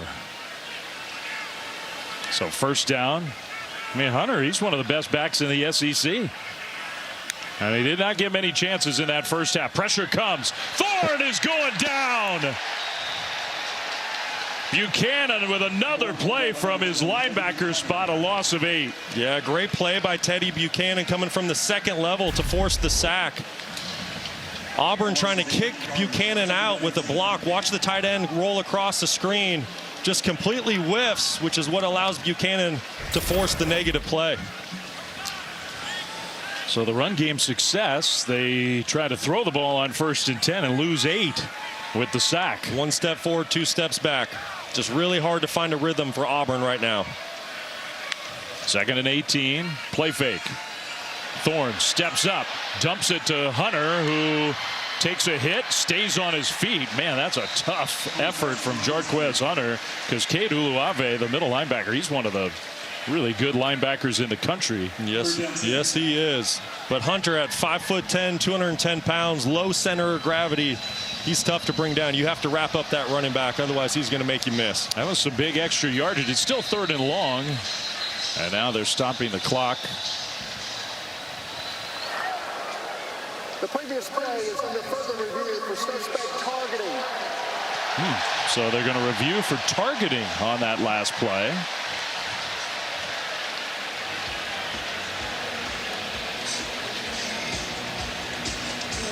And I'm guessing that it's Uluave, the linebacker who was the guy who was involved in the play. This is obviously huge, because he might be Cal's best defensive player. Absolutely.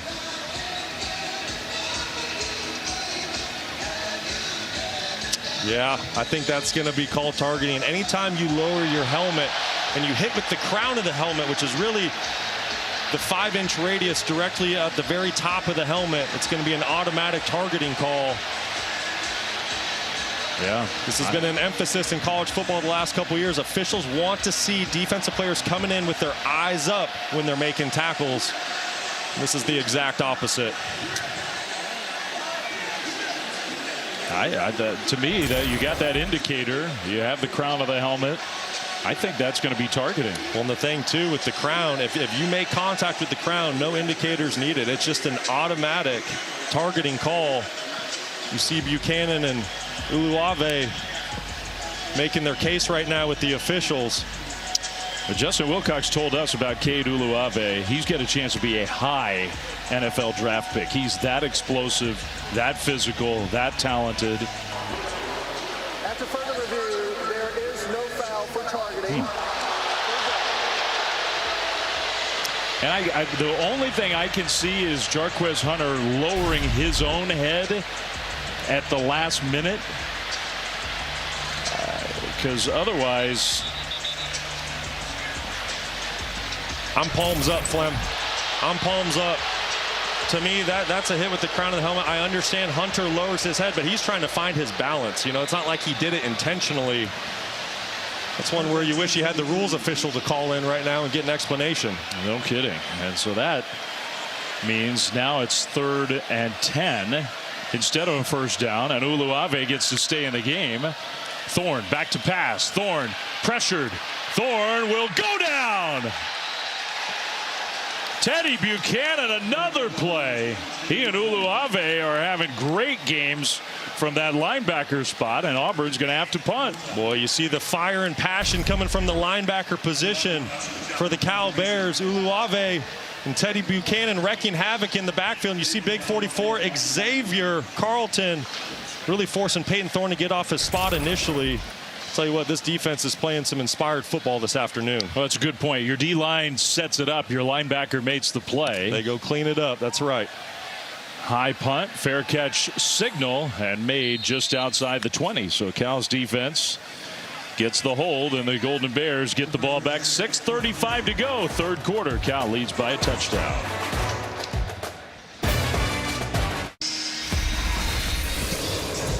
This season, Allstate will celebrate every field goal and extra point made by participating universities by making a donation to the university's General Scholarship Fund. Thank you, Allstate. Just a perfect Saturday for college football here on the Plains. And for Justin Wilcox and the Cal Golden Bears, long travel, long trip, something they're going to do a whole lot this year. Better get used to it if you're the Bears, in a very hostile environment, maybe the most hostile they'll face all year. And they've got a touchdown lead with 6:35 to go in the third quarter. 2 touchdown underdogs coming into this game, and Cal has controlled the game. Mendoza on first down will throw, and it's incomplete. Anderson trying for that back shoulder throw again. Really good coverage by Kite on the outside. Mendoza, who's been really accurate today, the ball gets a little bit away from him. But credit Antonio Kite in the coverage. And they're finding ways finally to get some more pressure on Mendoza. 2nd and 10 for Cal. 3rd incompletion of the half. He only had 2, remember, in the entire first half. Thomas, the young tailback, to Mendoza's left, and they will fake it to him. Throw. Anderson went down to get it and did catch it before it hit the turf. That was a phenomenal catch by Maven Anderson. Mendoza had a very small window to fit that football through with the pass rush by Auburn. Anderson doing a great job going down to the turf to make that catch, to make it 3rd and manageable.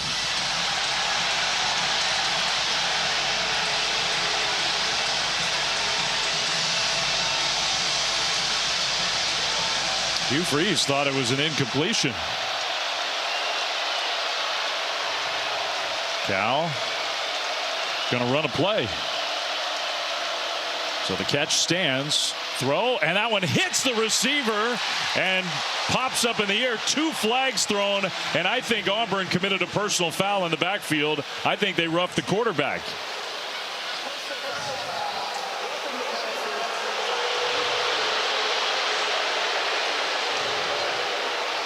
The true freshman Malik Blockton gets called for the personal foul. Oh gosh, and that just kills the momentum for Auburn. I don't totally agree with that one. That seems a little ticky-tack. Ooh, I don't know. I don't like that call. That's not roughing the passer in my book, but nevertheless, the officials called it, and that just hurts Auburn. They just have not been able to get off the field on 3rd down today. The officials didn't help them there. Yeah, that easily could have been a no call. Instead, it's a first down for Cal, and 15 yards out close to the 45.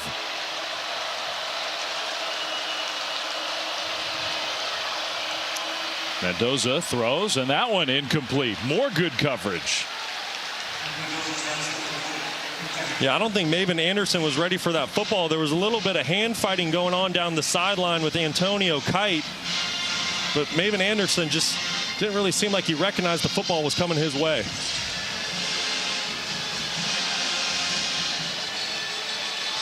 So Anderson will leave the field on 2nd and 10. Now Auburn's defense has definitely made some adjustments.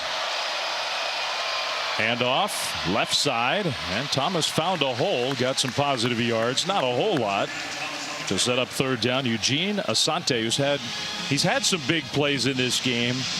In Berkeley last year, he had one of the dominant defensive performances by any individual, I think, of the season in college football. No question. I thought he was the player of the game in last year's game out in Berkeley, but this is exactly where Auburn needs Asante to step up. He needs to make a game-changing play for the Auburn Tigers here on 3rd down. He was coming off the field. One of his coaches yelled at him, "No, you're not coming out."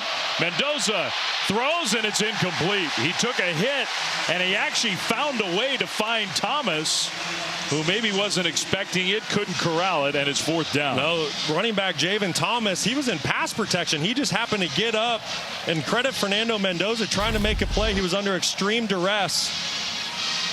But credit the Auburn Tigers defense. Tremendous pass rush to force Mendoza off his spot and give the football back to their offense. It almost turned into an incredible improv play from Mendoza. It was like a little hook pass. Yeah, and if Thomas was able to come up with that football, there was nobody 40 yards near him.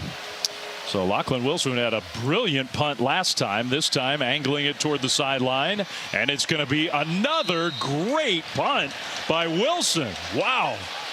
That's 2 of them in this half that he's pinned Auburn at the 2. Pretty amazing. Auburn ball when we come back. You're watching the SEC on ESPN from Auburn, Alabama, which is, you probably already knew this, a long way from Berkeley, California. Cal's got to get used to it. 20,000, almost 21,000 total travel miles coming up this year. Cal now playing in the ACC. Auburn, just for a contrast, Auburn has their first 5 games of the year at home. This is number 2 of 5 in a row at home to start the year. Big contrast. Auburn's going to travel like 2,000 total miles all season. Thorne from the end zone. Design quarterback run and a nice job to get Auburn out of the shadow of the goal line. So Cal's defense, another advantageous starting point. The punter, Lachlan Wilson's been awesome. Well, special teams are starting to be special for Cal. And that's something that Justin Wilcox said to us this week when we met with him. He said, listen, our special teams, if we're going to go into Auburn and get a win, they're going to need to be great for us and play a big role. They missed a short field goal, very short field goal in the first half. Otherwise, the punt game in particular has been excellent. So 2nd down and 2 for Auburn. Hunter gets the carry. Hunter starting to, and that's not Hunter. That's Damari Alston with a nice burst over the right side for an Auburn first down. Alston, a very experienced running back for Auburn. You really get the sense that this Auburn offensive line, they're starting to take over the game here in the second half. They've had a lot of success running the football. Under 4 minutes to go, third quarter. Well, they have moved the ball on the ground much better since halftime, but they still have just the 7 points from their first drive of the game. Well, first down, Auburn. Handoff again. And this time, Alston gets wrestled to the ground right at the 20. He did get 3 yards on first down. And you see Auburn trying to find their footing. They're slowing down the tempo in this football game. And I don't really think that's how they want to play. They want to play up tempo, but when they're not converting on third down and getting a fresh set of downs and keeping the offense on the field, you keep putting your defense in really tough situations. So Hugh Freeze electing to slow down the game right now. And you do have plenty of time still, 3 minutes plus a whole quarter, but you are down. So I think you're right. This is not how Hugh Freeze wants it to go on offense, but I think it's the head coach playing some complimentary football. Play fake. Pressure comes, and Thorne is going to get sacked inside the 10. He got away from Buchanan at first, but then the support and the sack for a huge loss. Teddy Buchanan, the inside linebacker for Cal, number 10.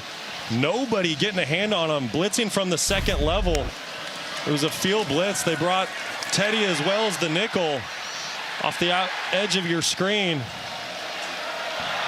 Cal just doing a tremendous job here in the second half. Anytime Auburn has elected to throw the football, Cal's gotten into the backfield. And Jair Smith is going to get credit for the sack, and Auburn from deep in their own territory on 3rd and long will just hand it off. So they're going to have to punt the ball back. Hunter gets it out to the 15. And it'll be 4th down for the Tigers. That sack, a huge play. It's huge. You know, and that's really happened back-to-back drives for Auburn's offense. They're running the football with great success, picking up positive yards. Then they elect to throw the football. Cal brings pressure. Credit Peter Sherman, defensive coordinator. Great timing on bringing those blitzes. And then they're forcing Auburn into negative plays. And what a game for Teddy Buchanan, who was playing at the FCS level last year. And he is showing he belongs at this level here today. High punt, fairly short punt, and no fair catch signal. Wow. Mikey Matthews got a fair catch that one and somehow held on to the ball. That was a huge hit by Antonio Kite. Wow, so Cal gets the ball back. Catch the U.S. Open Men's Championship match tomorrow, 2 Eastern on ABC and ESPN+. Coverage begins with the men's preview show at 1 Eastern. Chance for an American to win the U.S. Open. Hasn't happened in a long time. Now the Auburn band, the Auburn fans, that's the hit you were talking about. Antonio Kite, cornerback for Auburn, playing a great game on defense and making a huge play on special teams. 1.5 minutes to go in the third quarter. Cal's going to hand the ball off, and the carry for Kadarius Callaway over the right side. short gain of 2. Cal's offense hasn't done much in the second half. No, but they've done what they've needed to do. They're playing within rhythm of what the football game's presenting. But I think the most impressive thing that Cal's done is they've won the time of possession today. And the reason why they're winning that time of possession is because they're picking up third downs. And Fernando Mendoza, he's protected the football. Auburn has dialed up much more pressure here in the second half. They made it harder on the young Cal quarterback, who's under pressure here. Dumps it short, and a great open field tackle. Matthews gets wrestled to the ground by Champ Anthony. It'll be third down. That was a great job by Champ Anthony. Plays the nickel position for Auburn. The slot corner just tracking Mikey Matthews, who's trying to slice across the formation. Great open field tackle by the Auburn Tigers.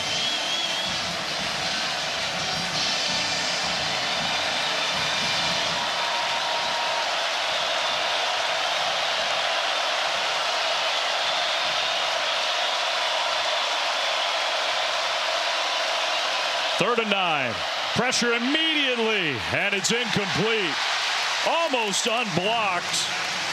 Kieran Crawford got in there and forced the incompletion. It's fourth down. That was a tremendous pass rush move by Kieran Crawford. Left tackle, number 78, Victor Stoffel, just got beat at the point of attack. Didn't even get a hand on Crawford. Crawford making a huge play for his defense when they needed it.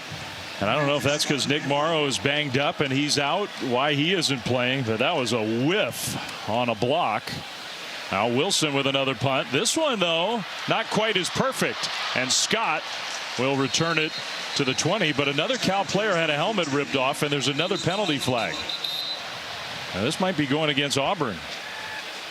When you see that Cal helmet on the turf, you kind of assume an Auburn player ripped it off.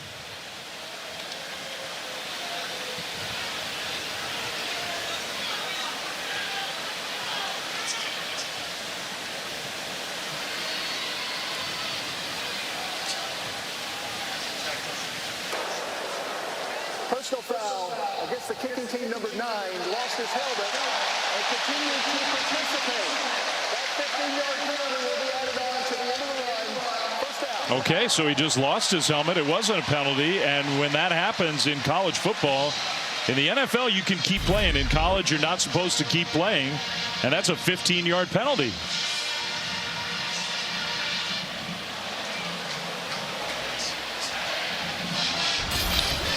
Yeah, he just kept running down the field after the helmet came off. And obviously that's a rule for players' safety. They just want players to go down or get out of bounds when that helmet comes off. I mean, I always sympathize with players there. It's just so hard to tell yourself, even without a helmet, like, I'm supposed to just stand here? Absolutely. No, it feels so foreign. But how about this field position for the Auburn Tigers? This is what they haven't had a single possession in the second half. They've started their previous 2 possessions inside their own 5-yard line.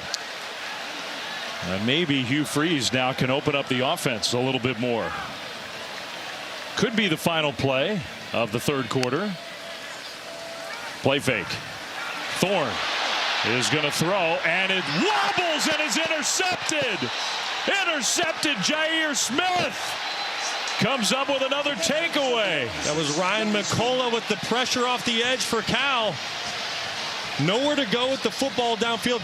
Hugh Freeze is trying to take a shot. He has 2 posts running deep down the field, but great coverage by the Cal Bears forces Peyton Thorne to hold on to the football. Cal Bears football when we come back.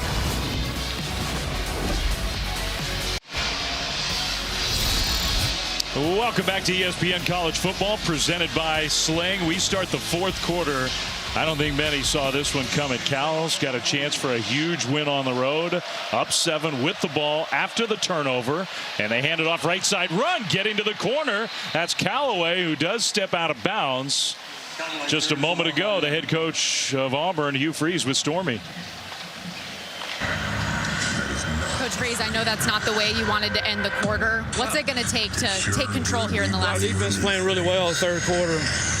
They had us backed up every possession except for that one, and we're not protecting the quarterback at all. And they're beating us with their rush and the one-on-ones. And so our right tackle's really banged up, so we got to go with somebody else. But we got to figure out a way. We got guys open, but we didn't have any opportunities backed up. defense keeps playing this way, we'll find a way to get one in. Yep. All right, thanks, Stormy. Thanks to Coach Freeze. Callaway gets another carry. Gets stopped, though, on 2nd and 3. I don't know if he got any positive yardage, so it'll be 3rd down for Cal after the turnover. Trying to turn that into some points. Their offense has been stymied. No, they really have. And you want to talk about a critical 3rd down in this game. Auburn down 7 points here in the 4th quarter. This is going to be a pivotal 3rd down to decide this football game.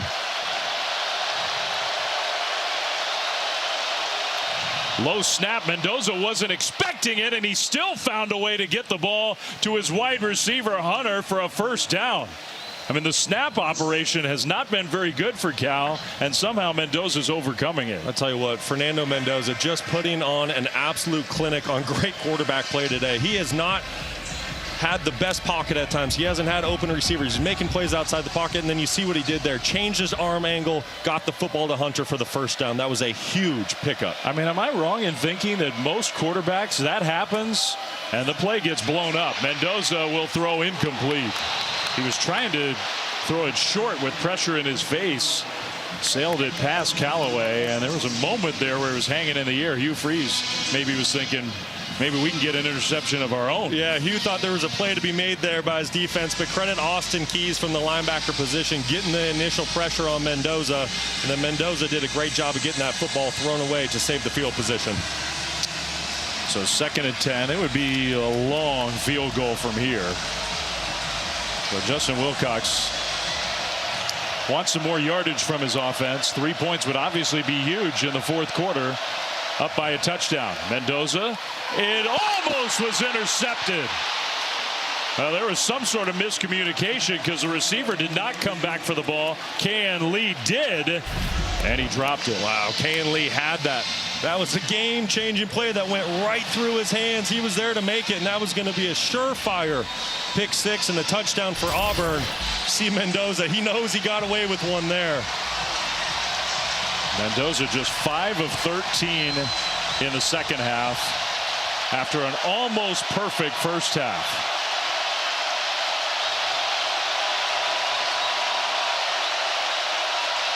Another offline snap, another short throw, and this one was dropped. Cardwell, it was a little bit behind him, incomplete, and I think that means Cal is going to punt. No.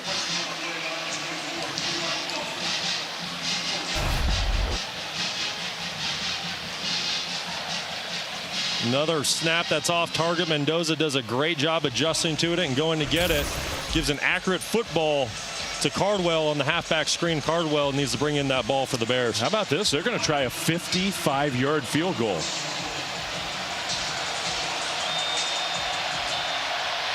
Ryan Coe. Play clock winding down. They get it snapped. Kick is up, and that kick is no good. Had a lot of leg. He missed it to the right, and the Auburn defense comes up with another hold. Now the question is, can Auburn get the offense going? They're still down a touchdown.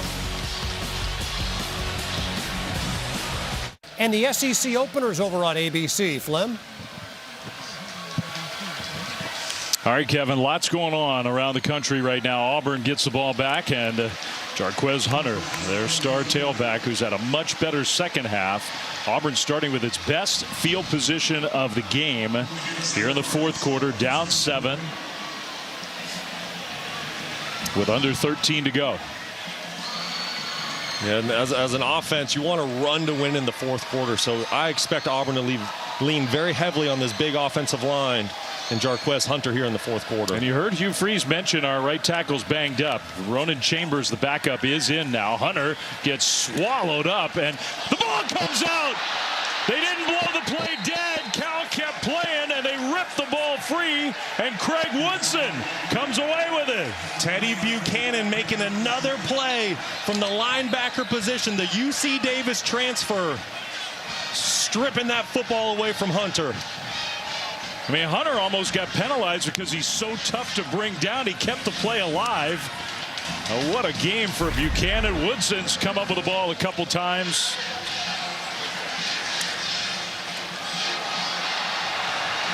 He did. He just ripped it straight out. Just like your coach should do. Let the first guy get there, wrap him up. Second guy come in, rip at that football.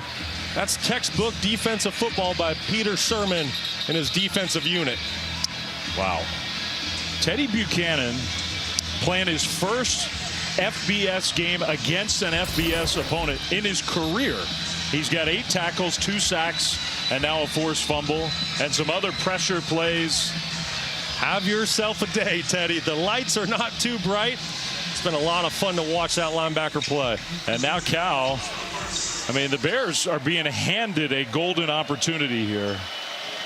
On first down, after the turnover, the handoff straight ahead. Thomas with a good positive game, pushing forward. I mean, at this rate, if Cal gets any points out of this drive in the fourth quarter, the way Auburn's offense is going, Cal's in a great position. That's exactly right. If you're Auburn, you feel like you 100% need to cause disruption in the backfield. You need to get Cal behind the sticks. They're already 0 for 2 on field goals today, so you want to try to force Cal into another long field goal to see if they can convert. Second down and 6.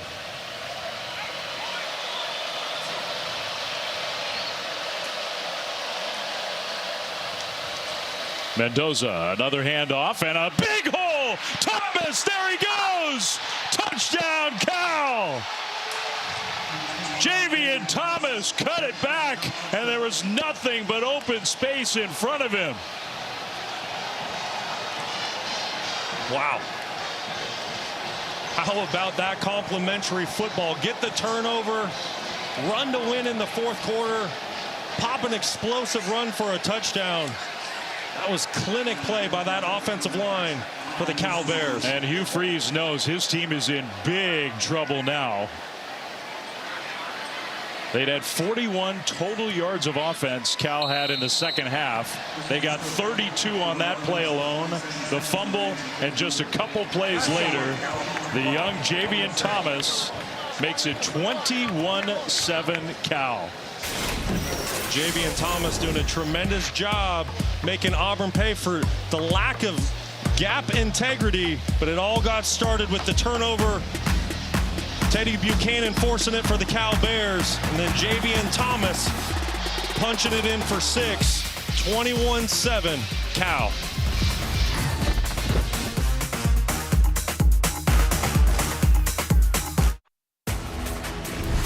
ESPN College Football is presented by Sling. Choose and customize your channel lineup. Sling. Let's do that.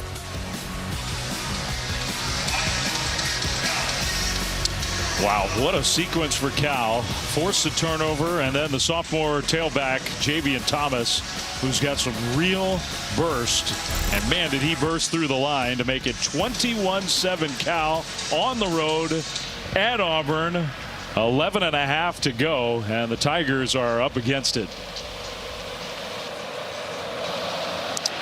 Cal's going to kick it deep through the end zone, so that'll be a touchback, and the Auburn offense back on the field. Let's get a quick check with Kevin in studio again.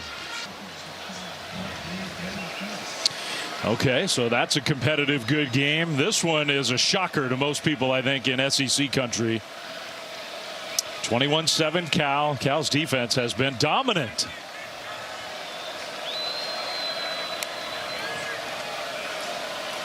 Peyton Thorne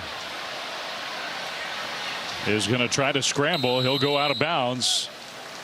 Just not feeling like he's got anywhere to throw the ball. Let's go down to the Cal sidelines where Stormy is. Well, Dave, you can imagine the vibes are very high over here. In that last break, a bunch of players came over to this far left corner where the Cal contingent of fans is, hyped them up like crazy. There was even one player who said, SEC, this is Cali ball, baby. Not so loud now. So they are feeling themselves a little bit over here. Easy. I'm just saying. I'm just reporting the news. I'm not putting that on you. The throw, and what a leaping catch, but out of bounds. Cam Coleman, I mean, he shows off his physical gifts there, but it was thrown out of bounds. Yeah, trying to use all 6'3" of that big frame, big catch radius, but not big enough for that ball. So now it's 3rd and 7. Auburn, I mean, we got under 11 minutes to go. I guess it's not 4-down territory from this part of the field. Yeah, not yet. 3 timeouts, plenty of time left in this game.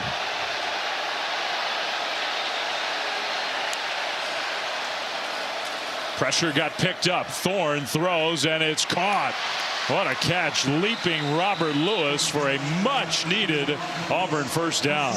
That was a huge pickup for Auburn, and give a lot of credit to the running back, Damari Alston, coming up in pass protection, blitzing linebacker coming right down the middle, and that's what allows Peyton Thorne to get the throw off. He's going to take another hit here, and the pass falls incomplete.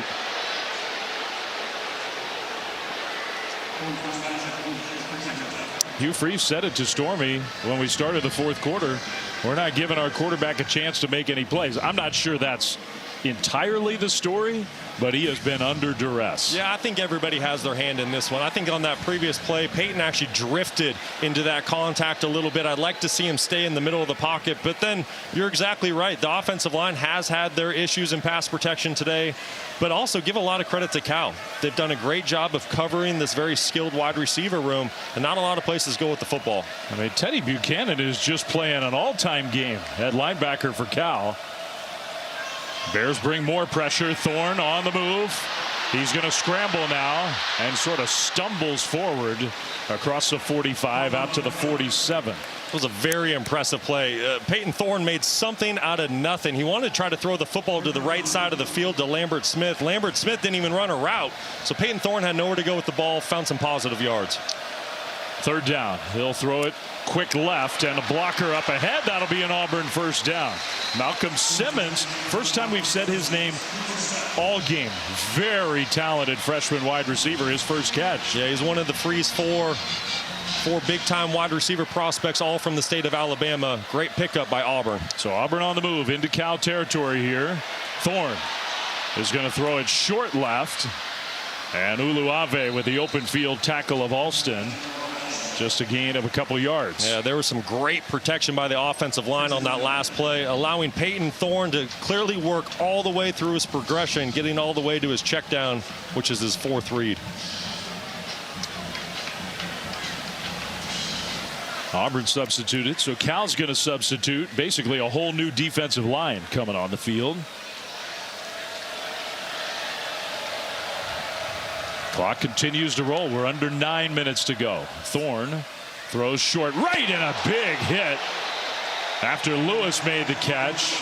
Wow. Marcus Harris. A big-time hit by the cornerback transfer from University of Idaho. Coming in, laying the wood on Lewis. Great job by Lewis holding on to that football.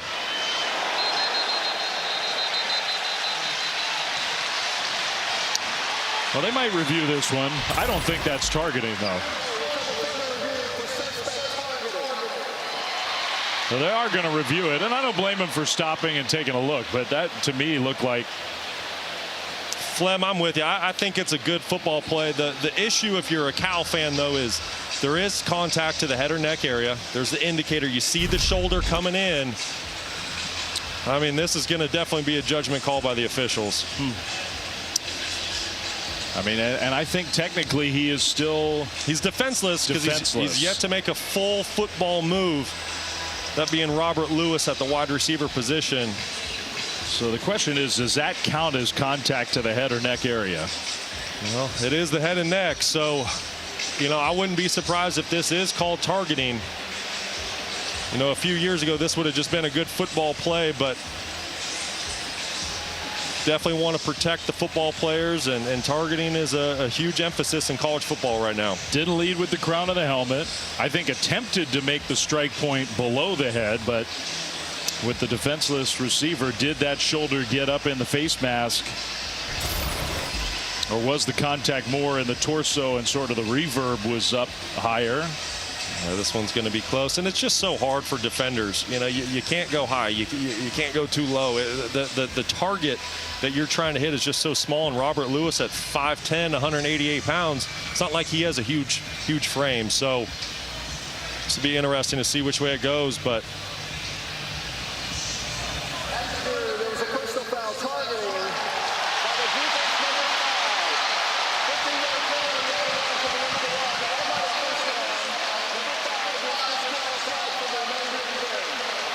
I will say this. I do agree with the call. There's certainly contact to the head or neck area. There is the indicator with leading with the shoulder. It's just it's a bummer deal for Marcus Harris. He's played a tremendous football game today. Thought he was making a clean tackle, but by definition, that is targeting. So instead of 3rd and 3, it's first down inside the 20. Marcus Harris will have to miss the rest of this game and the first half next week. He's one of Cal's very best defensive players. The clock will start to wind again. Auburn's got to get this one into the end zone. Running out of time, down by 2 touchdowns at home. Thorne, a keeper. Thorne trying to direct a blocker. He gets a block, but couldn't stay in bounds. Goes out of bounds inside the 10, I think just about a yard short of a first down. Great job of Peyton Thorne using his lead blocker and tight end Rivaldo Fairweather.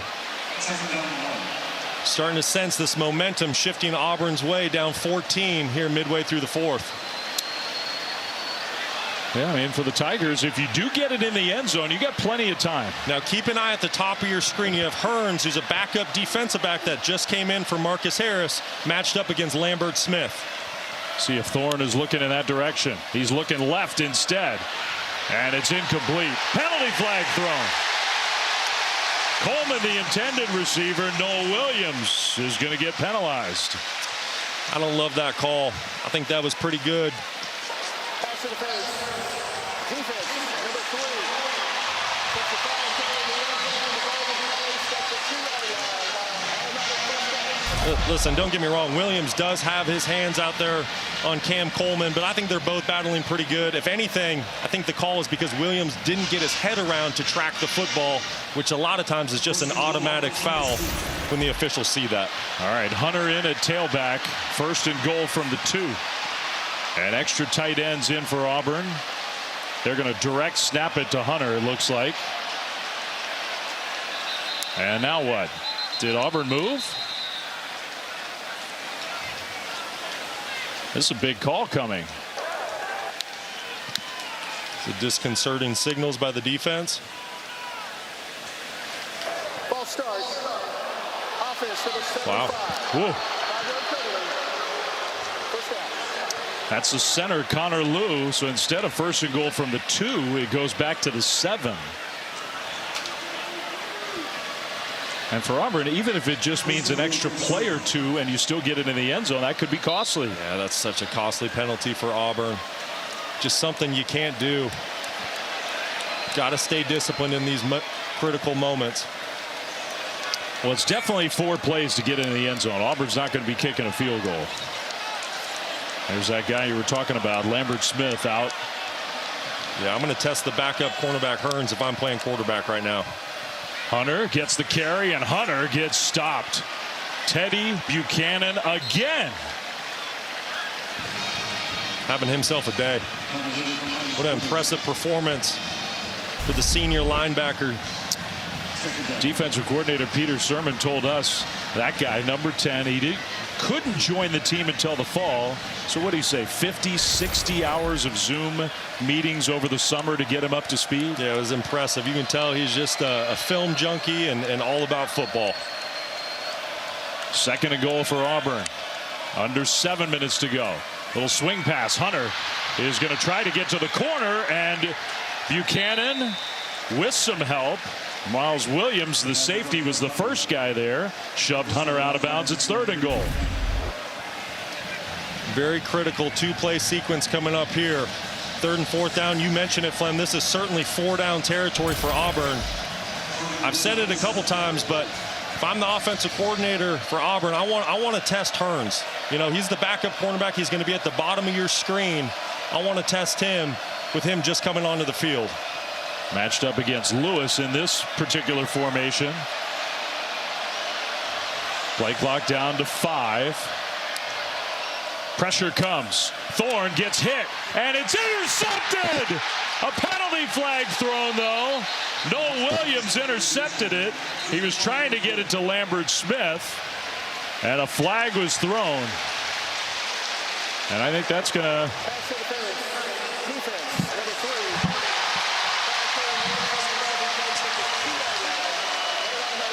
Another huge call goes against Cal.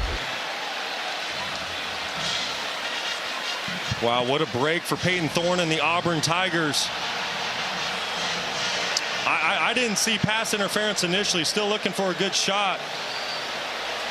That's not pass interference in my book. That's two skill guys on the outside playing late in the ball game, fourth quarter. Cal brought an all-out pressure, blitz zero. Peyton Thorne didn't recognize it till late. I completely disagree with that call. I think that's a defensive back playing good football in a critical situation. So now here we go again. First and goal from the 2.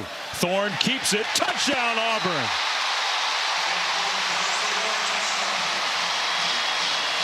Well, it definitely wasn't easy, and they got maybe some help.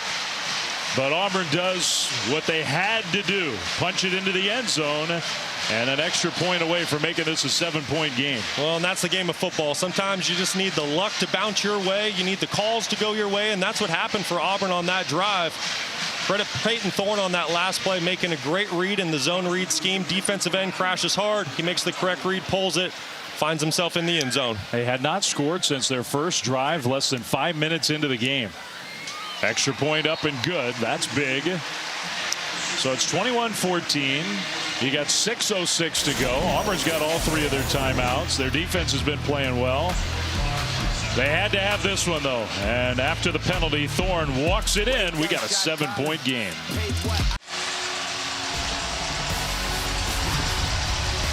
You're watching the SEC on ESPN from Jordan-Hare Stadium in Auburn, Alabama. 3 Heisman Trophy winners' statues outside this great college football venue.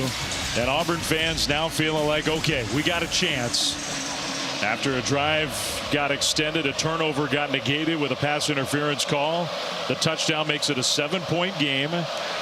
And Auburn's going to kick it deep through the end zone. The Cal offense will come back on the field later tonight. Catch more college football on ESPN+. You got number 9 Missouri against Buffalo, Florida, and Samford. Then LSU hosting Nicholls State. To get ESPN+, go to ESPNplus.com or download the ESPN app. Well, here we go. Cal, Justin Wilcox, this was during the timeout. I understand why he was unhappy. I completely agree. I mean, that was maybe the most critical sequence of the entire game. You have a targeting call. You have 2 questionable pass interference calls. One was going to be an interception for your team, which probably would have sealed the football game. I understand where Justin Wilcox is at. So now the Cal offense back out there. Another low snap, and goes down. A loss of 2 or 3 on the play. Falk has had a big game for the Auburn defense. It's 2nd and long. Well, Falk's been a game wrecker. He's really kept his team in this ball game, making play after play from that defensive end position. TJ Session at right tackle, 72, just beat right at the snap. And you're about to hear this place get loud.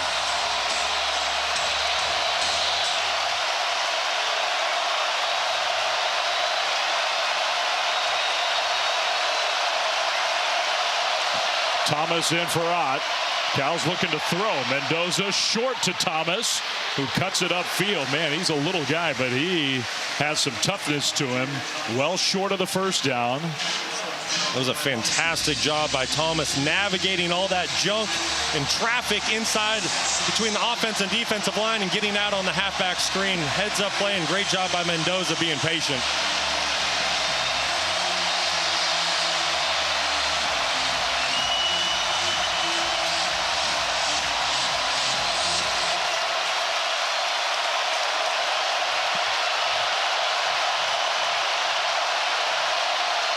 Third and 6. Mendoza steps up. Mendoza's going to try to run. He'll get the first down and go out of bounds. Fernando Mendoza went down on the sideline, and he might be hurt. I don't know if he tripped on somebody or what, but he went down and is hurt. Well, you hate to see it. He's played such a good football game for the Cal Bears today. Oh, no. One of the Auburn trainers immediately came over to help him.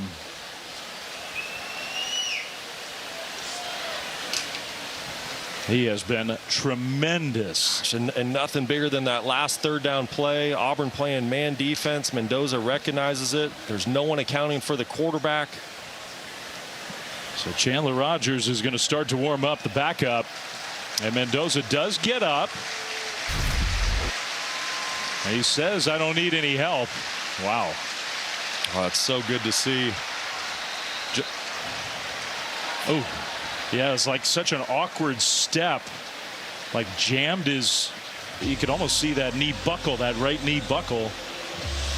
Yeah, he's fired up going to the sidelines, cheering on his teammates. He's really put his team on his back today and just had a fantastic performance. Maybe it was the left knee.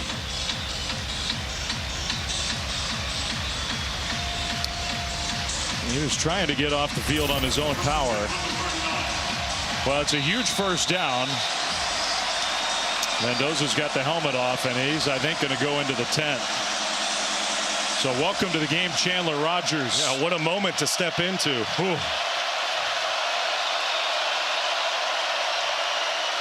Handoff, and you have to figure Auburn knew that was coming. Callaway gets the carry.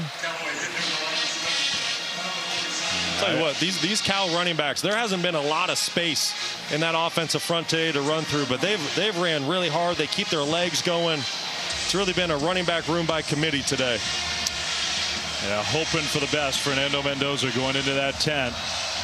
Auburn's got all 3 timeouts. Ott's on the sideline. He's had no room to operate and probably not close to 100% healthy.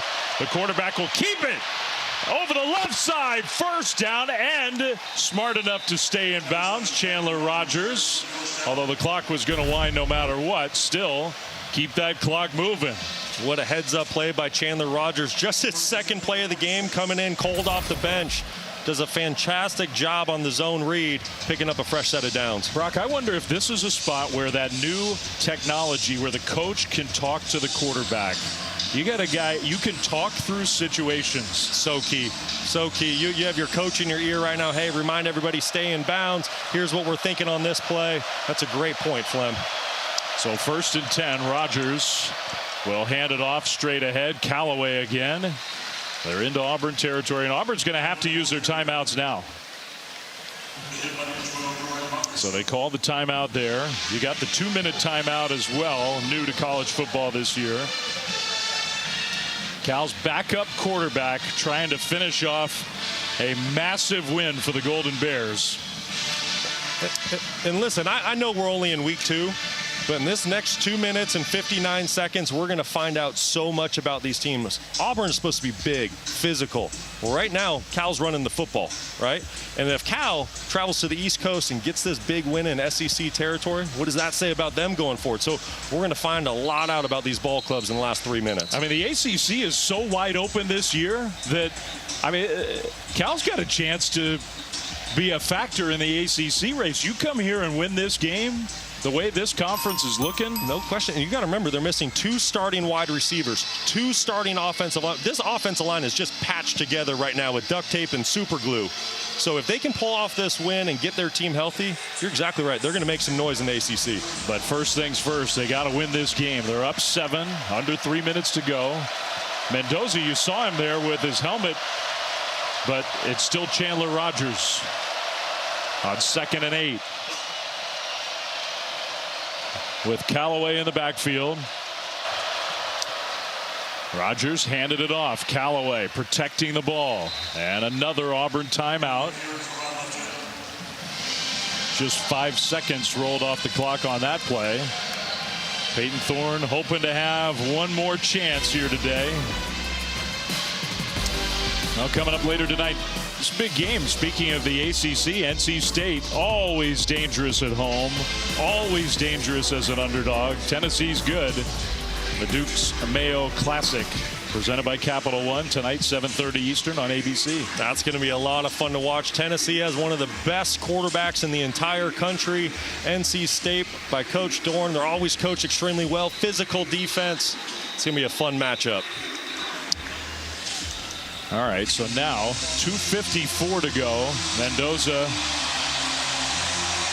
trying to fire up his guys. And you have a huge decision if you're offensive coordinator Mike Blesh right now. It's 3rd down. Do we put the football in the air to try to ice the game? Do we keep it on the ground? It's going to be very interesting to see what he calls here. This is no knock on Chandler Rogers, who had a really good year last year at Southern Miss, but with him in the game, I don't know if I'm throwing it, if it's me. Empty backfield on 3rd and 5. Ott motions into the backfield. Rogers is going to keep it. Rogers gets hit and goes down. And he's short, well short. Auburn uses its final timeout. Cal's kind of in no man's land here. We saw Ryan Longwell, their kicking coach, talking to the head coach. Listen, you've already missed 2 field goals. If I'm Justin Wilcox, we're going to do the pooch punt. We're going to try to pin Auburn inside their own 5-yard line. Listen, the punter, Lachlan Wilson, he's played a phenomenal game. The special teams for the Cal Bears have been special. I'm allowing my punter to pin Auburn deep, and then let's see if Peyton Thorne can drive his team down the field to tie the ball game. And that definitely looks like what Cal's decided. That's the place kicker, Ryan Coe. He takes his helmet off. Lachlan Wilson, who's had 2 brilliant punts in this second half, is going to try to do it again. I mean, they were game-changing punts. Auburn, you know, it wasn't until their 3rd possession of the second half that they actually had some breathing room and decent field position to work with.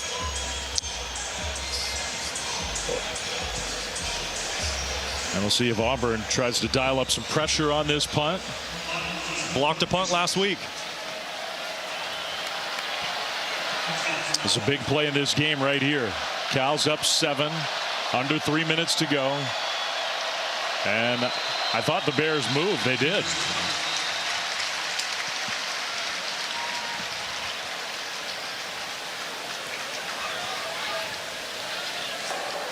Ball starts. Offense. Number 9. 5-yard penalty. 4th down.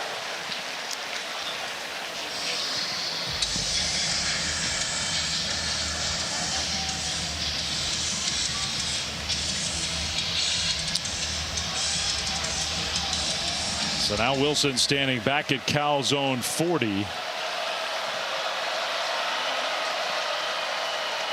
No pressure on Wilson, but a pooch type punt, and the Cal special teams player found the ball and downed it, I think, before it crossed that plane. No, it's a touchback.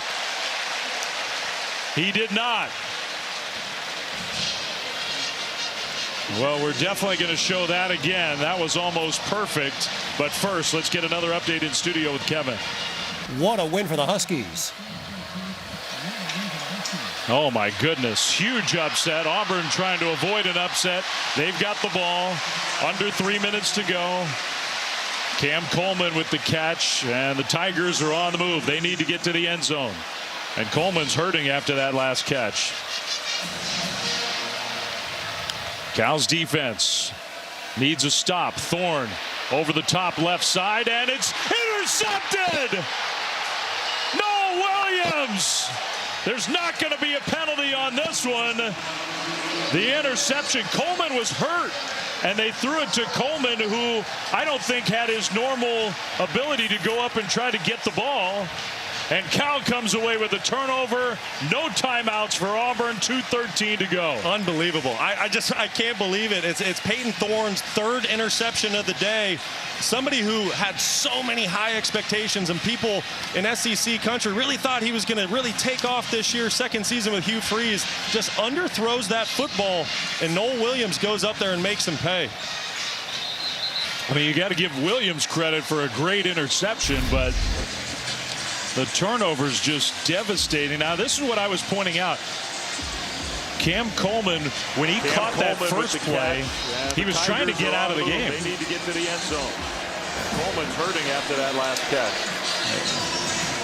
They couldn't get him off the field. They were trying to get Needs a stop. Thorne. Camden Brown in the top game, left side, and Thorne it threw it to him. Yeah, you can see he just doesn't have the juice that he's used to having. Cal hands the ball off Mendoza, and Cal does not mind that. Noel Williams played a phenomenal game last week, backing it up with another great one this week. Goes up, which could ultimately end up being the game-sealing interception for the Cal Bears. What a performance by this defense today. I mean, he could have had 3. He had the one negated by the penalty. Cal 2 minutes away from a huge win.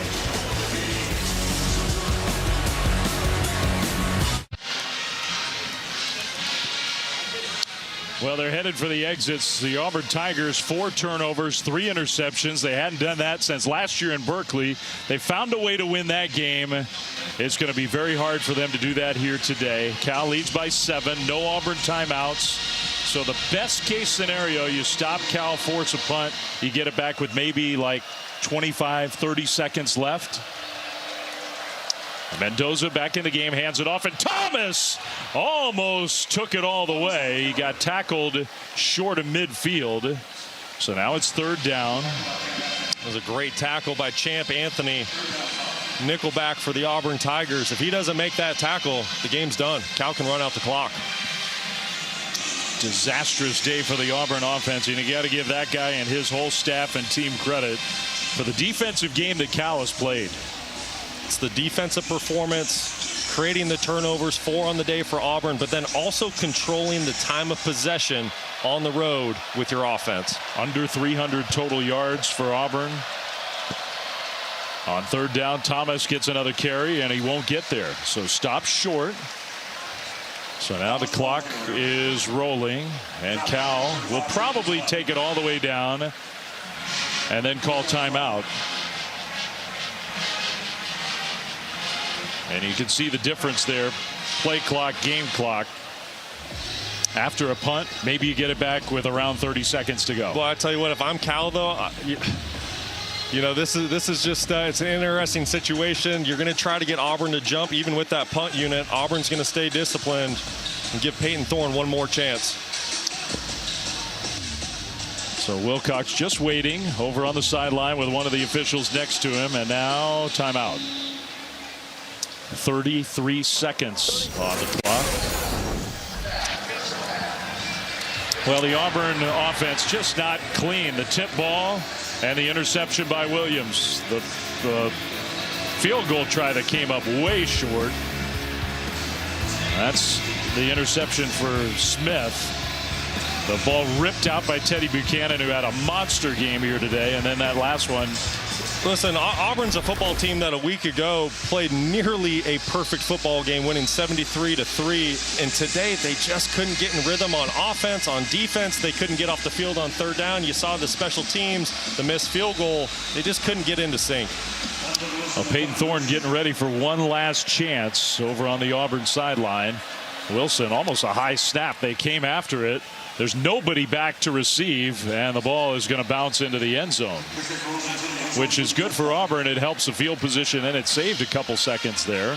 Certainly, and that was a great job by Wilson, catching that snap and getting the football off against an all-out block situation. That was the priority. That was pretty big. So 28 seconds, no timeouts. It's not impossible, but Auburn one last gasp. Need to go 80 yards, and Coleman will not be in the game.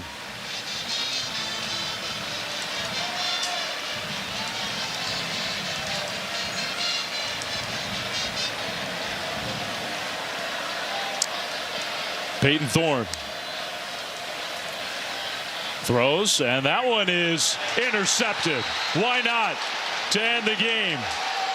Another pick, this time from Lou Magia Hearns, who came in for Marcus Harris, who got ejected from the game because of targeting. The 4th interception of the game, the 5th Auburn turnover, seals the deal. You know, it just seems like Peyton Thorne threw that football up. I'm not exactly sure where he was trying to go with that, and Hearns made him pay. 4th interception on the day for Peyton Thorne, 5th overall turnover by the Auburn Tigers. His receivers running a go route on the outside, but the football is nowhere close to where it needs to be. And like I said, Hearns there to make the play. 4th interception on the day. Ooh, there will be some huge questions to be answered for this Auburn team on the offensive side of the ball after this one. Cal now in victory formation. And fitting that Fernando Mendoza is the guy to take the snap and take the knee. Yeah, he deserved it. He played one of the best college football games I've seen out of a young quarterback in a long time. And a ton of credit needs to go to Justin Wilcox, his entire staff, for coming in here today, hostile environment, and really controlling the football game from the get-go. When's the last time Cal had a win that big? It's been a while. First win against an SEC team since 2019 on the road in this environment. For all of us, Brock Osweiler, Stormy Buonantony, Dave Fleming saying so long. Let's get you back to studio with Kevin and Trevor.